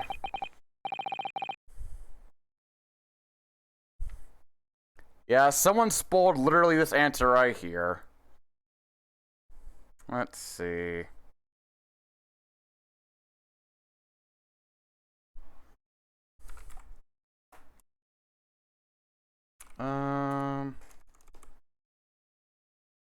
There it is. Alright, ban has been submitted because they spoiled the fucking answer earlier. So, Squeaky Jinx, thanks for giving out the answer earlier. Even though the stream literally has a no spoilers tag. Mighty Karuma, twist thy head and watch them fall, all thy mortal foes. That's the proper way to use the sword, is it? Maybe I should try it. It hurts my neck. That's the trouble. Mr. Naruhodo, if I might make a suggestion? I think perhaps it doesn't mean your head. Oh. I once studied the history and development of the katana some time ago. And, as I'm sure you're probably aware, the sword's head is the part of the very end of the hilt. It's written as head in Japanese, but it's pronounced as Kashira, I believe. Kashira? So, Mr. Asogi's words really mean twist the butt of the hilt? You don't think... Oh, shit! Look what's inside it. I'm totally surprised. Is that a tightly wound sheet of parchment? The Scarlet Ink! It's written in scarlet ink! I penned this, my last will and testament, in the final moments before my inevitable and willing death. This is it, isn't it? Mr. Naruhodo, look at the signature at the end! Clint Van Zykes. And the date, 10 years ago on that fateful night! So for 10 years, it's been silently concealed inside Karuma, and nobody knew. The last will and testament of Lord Clint Van Zykes! Wait. Oh my goodness. Look at this. This is unbelievable. Wow. Is there anything else in here, though? Hold on. Well, it's giving me the question mark. Fuck, never mind. Twist that head. Oh, wait. Wait, I wonder if there is like an. Wait, this is new. Hold on. Kazuma's father certainly had a way with words. And he certainly thought up an ingenious hiding place, too. Oh, that's cute. They actually, like, give more. They usually don't have to check mark if it's different text, though. Keep an eye out for myself. Oh, do you plan on doing the game as well? The game name. Yeah, give me a second. Hold on. For any game. You got it. Let me pause so it doesn't skip shit. Can I please pause it now? Oh my god. It seems almost playful at first, but I do wonder if over the years, perhaps. Let me pause, damn it! Oh, I can't pause here. Fuck it, okay. Let me find you, meow, go. Wait, are you not my DMs? What the fuck? What? Wait. Yeah, I'm spelling it right. Look this? What the hell is your name on Discord? What the fuck? Wait, are we not friends on Discord? Hold on. Wait. We should be friends on Discord. Are we not? Do we need to change this? My god, we gotta change this. What the fuck? What the fuck? Oh, you're offline. That's why. Okay. Oh my god. Alright, there you go. Okay, also I can't send you a friend request. You have to send one to me. Okay, fuck it. What? Listen, Amber, I barely use the fucking friend request system on Discord because I leave my DMs open. I'm sorry! Also, I got your friend request. Thank you, Valko. Okay. Fuck's sake. The duties of the Asogi clan have actually called for such inventiveness. Protecting great secrets, you mean? Those sorts of duties? Duty. Well, I could believe that. Kazuma conducts himself like someone with the weight of his clan's long and noble history on his shoulders. Oh, wait, I just got an achievement. Asogi Clan Appreciator. Oh my god. I said to all the clients they can't get random. Oh, that's fine, Miyako. That's fine. Okay. You kill a duty too. Widget. You're one of us. Okay, so let's read this. I can't read it. Oh, fuck off. All right. As the presiding judge, I have been as accommodating as possible of the will of the courtroom. However, despite all that, no new information has come to light. I got the will right here. I have it.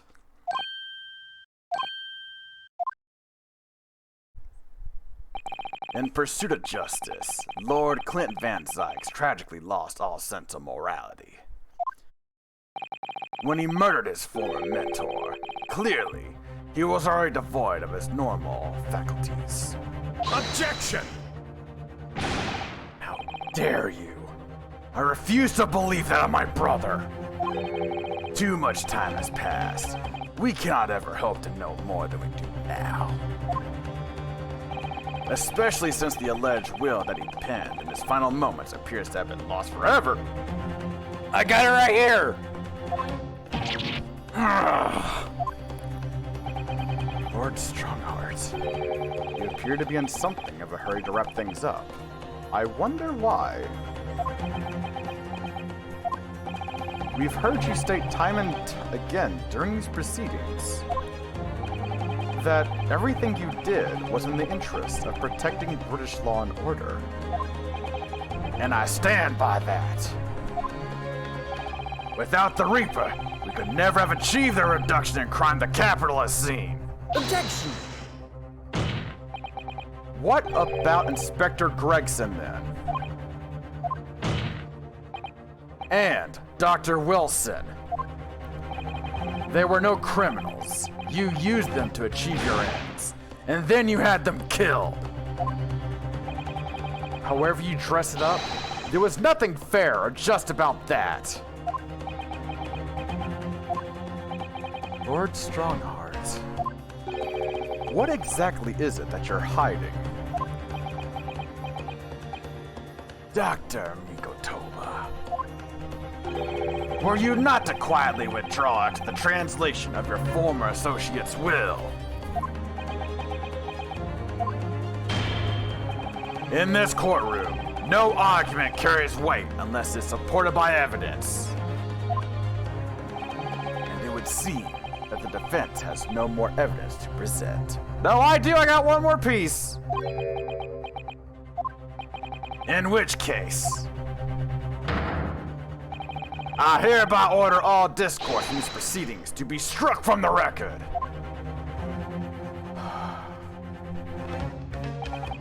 This is my last chance. Mr. Naruhodo! I have to present some decisive evidence now, or it's all over. But can I? Wait, my lord!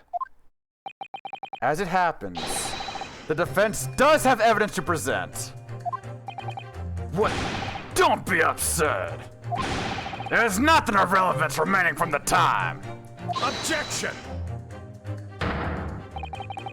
It's high time that you realize something, my lord. This gentleman has an uncanny habit of producing evidence at the final hour that he had escaped everyone else's attention. Nonsense. What is it, Ryunosuke? What do you have? I dare say, the final, decisive piece of evidence that will reveal the whole truth about this rotten tale. How can you... Decisive. I believe for Derpy Duo is going to watch the remaining hour of removed Pixel Nom dinner. Have a good remainder of the stream case. Under the warmers. Okie dokie. I could probably adjust the order some so you can be back in time for that. Decisive. Well, it would appear that there's no escaping it now, my lord. Let it be so then. Present whatever you think you have that can sell this decade-old enigma, if you're capable. What exactly is this evidence that the defense claims to be so decisive? Take that! There is a single piece of evidence that can clarify what really happened 10 years ago.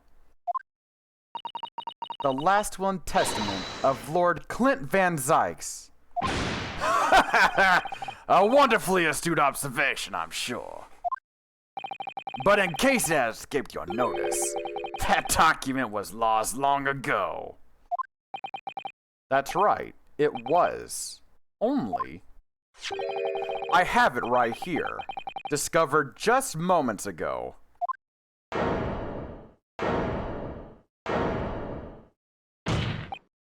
Impossible! That can't be!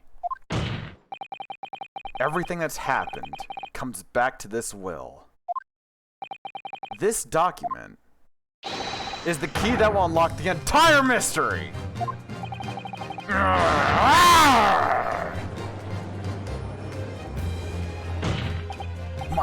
My brother's last will and testament. Where did you find that? It was rolled up inside this. Inside Karuma? That ultimate weapon Genshin Asogi obtained has lain undisturbed in the hilt of this sword all these years, just waiting for the right time to emerge and reveal the truth. The signature and seal certainly look official. My God, it's true. It's my brother's handwriting. There can be no mistake.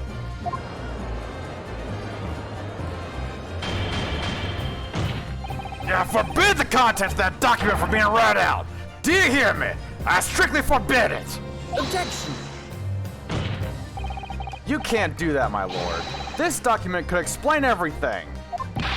That document could literally destroy the meaning of justice in this country. I demand that you hand it to me at once. Why? What are you trying to hide? Could it be that you already know what's written on this page?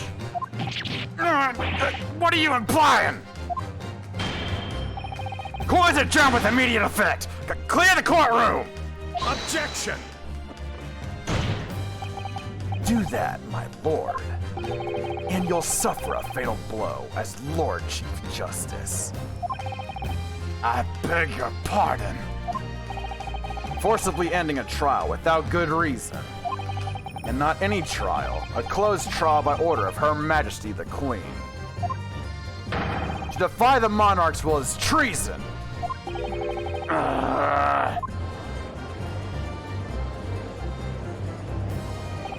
Lord Clint Van Sykes really did pen a will that day. It's exactly as the young Japanese man said. Read it out, now! We have a right to hear what's in that will. A right and a duty. Well, well, my lord. It would rather appear as though proceedings aren't going to go quite as you hoped. You fools! Go ahead, Ryunosuke. Read it! The prosecution gives its full support! Very well, then. No! For God's sake! No!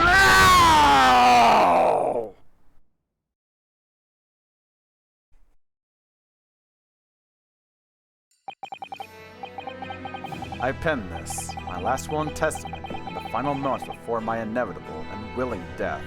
The hour is 11 p.m., and I sit at my writing desk in my office. My good friend Asoki stands at my shoulder. He has expressed his intent to invoke the dying ritual of the duel, that I may depart this world with honor. An honor of which I am utterly undeserving. The Japanese are a truly merciful people.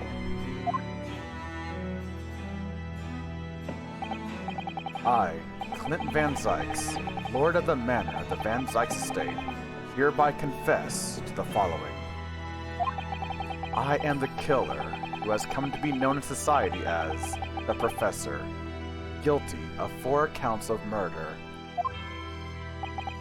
I will not hear discourse, the corruption rife among the aristocracy, which is to me, as one of them, so apparent. However, 6 months ago, I took the life of a member of the House of Lords at the heart of the depravity. A demon who habitually sacrificed the common man to further his own interests, abusing his position of power. The law is impotent against such vile avarice. Only a fellow demon can rid society of this menace.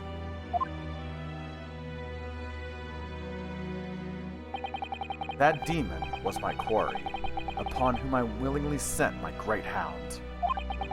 But though I am a hunter of some experience, I am a poor felon, it seems.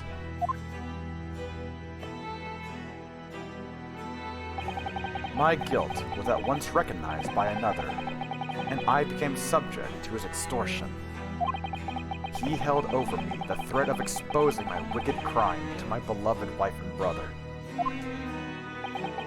Under that threat, I have done this man's bidding for months now, killing those he demanded I kill. As I watch my former mentor perish before my eyes at the jaws of the hound I commanded. I I realized that I had lost the last shred of decency within me, and sunk to the level of a wild beast. There is no path back to the light. Be it I or my dear friend Asogi who dies this night, I am eternally damned. To my extortioner, male Strongheart, may you feel the jaws of the beast at your throat every time you swallow.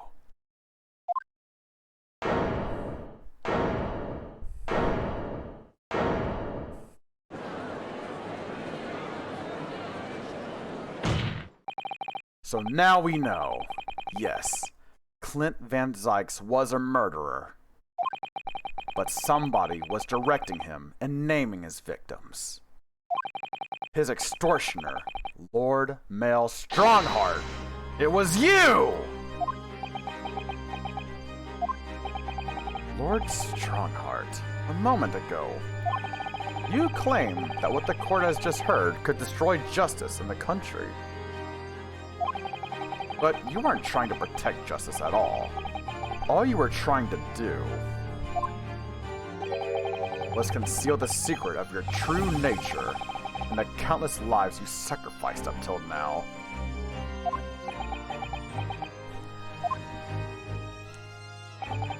It just didn't make sense to me that the third victim, the former Lord Chief Justice, was my brother's benefactor and a man of lofty principles. As I said, Clint had no possible reason to kill the man. But you did, didn't you, Lord Strongheart? To eliminate the man who stood between you and the office you set your sights on. So you used your own hunting dog, Lord Clint Van Zykes, to take him down. It had to be done. London's unsavory shadows are deep, and the arm of the law fails to reach their depths. Crime must be caught at the roots, but the Lord Chief Justice at the time couldn't see that. He was weak. Lofty principles, you say. Tantamount to cowardice, if you ask me. Which is why I took his place, in order to fight the crime he was allowed to spread like wildfire. By murdering the man. The Reaper, the Professor, the name makes no difference. As I've explained countless times already, it was all done for the furtherance of law and order in London. Objection! Are you going to legitimize the murder of my father now, too? Ah, Genshin Asogi. Well, that was unfortunate. I had fully intended to send him back to Japan, as we agreed. I don't believe you! It was you, wasn't it? You killed him! No, it wasn't me who took your father's life. Then who? On the night following his mock execution, I went to Lowgate Cemetery at 3 in the morning with Jigoku. Judge Jigoku? There had to be a collaborator on the Japanese side to manage Asogi's treatment after his reparation. Jigoku had fierce ambition. It made him easy to manipulate. 10 years ago, after he stood trial for the destruction of the witness stand, I had words with him. When I told him the position of Minister of Foreign Affairs could be his, he couldn't agree fast enough. Sashiro, fool. As you know, Asogi escaped the prison in a closed casket, and was subsequently interred. We intend to dig him out of his grave before he ran out of air. But sadly, all did not go to plan.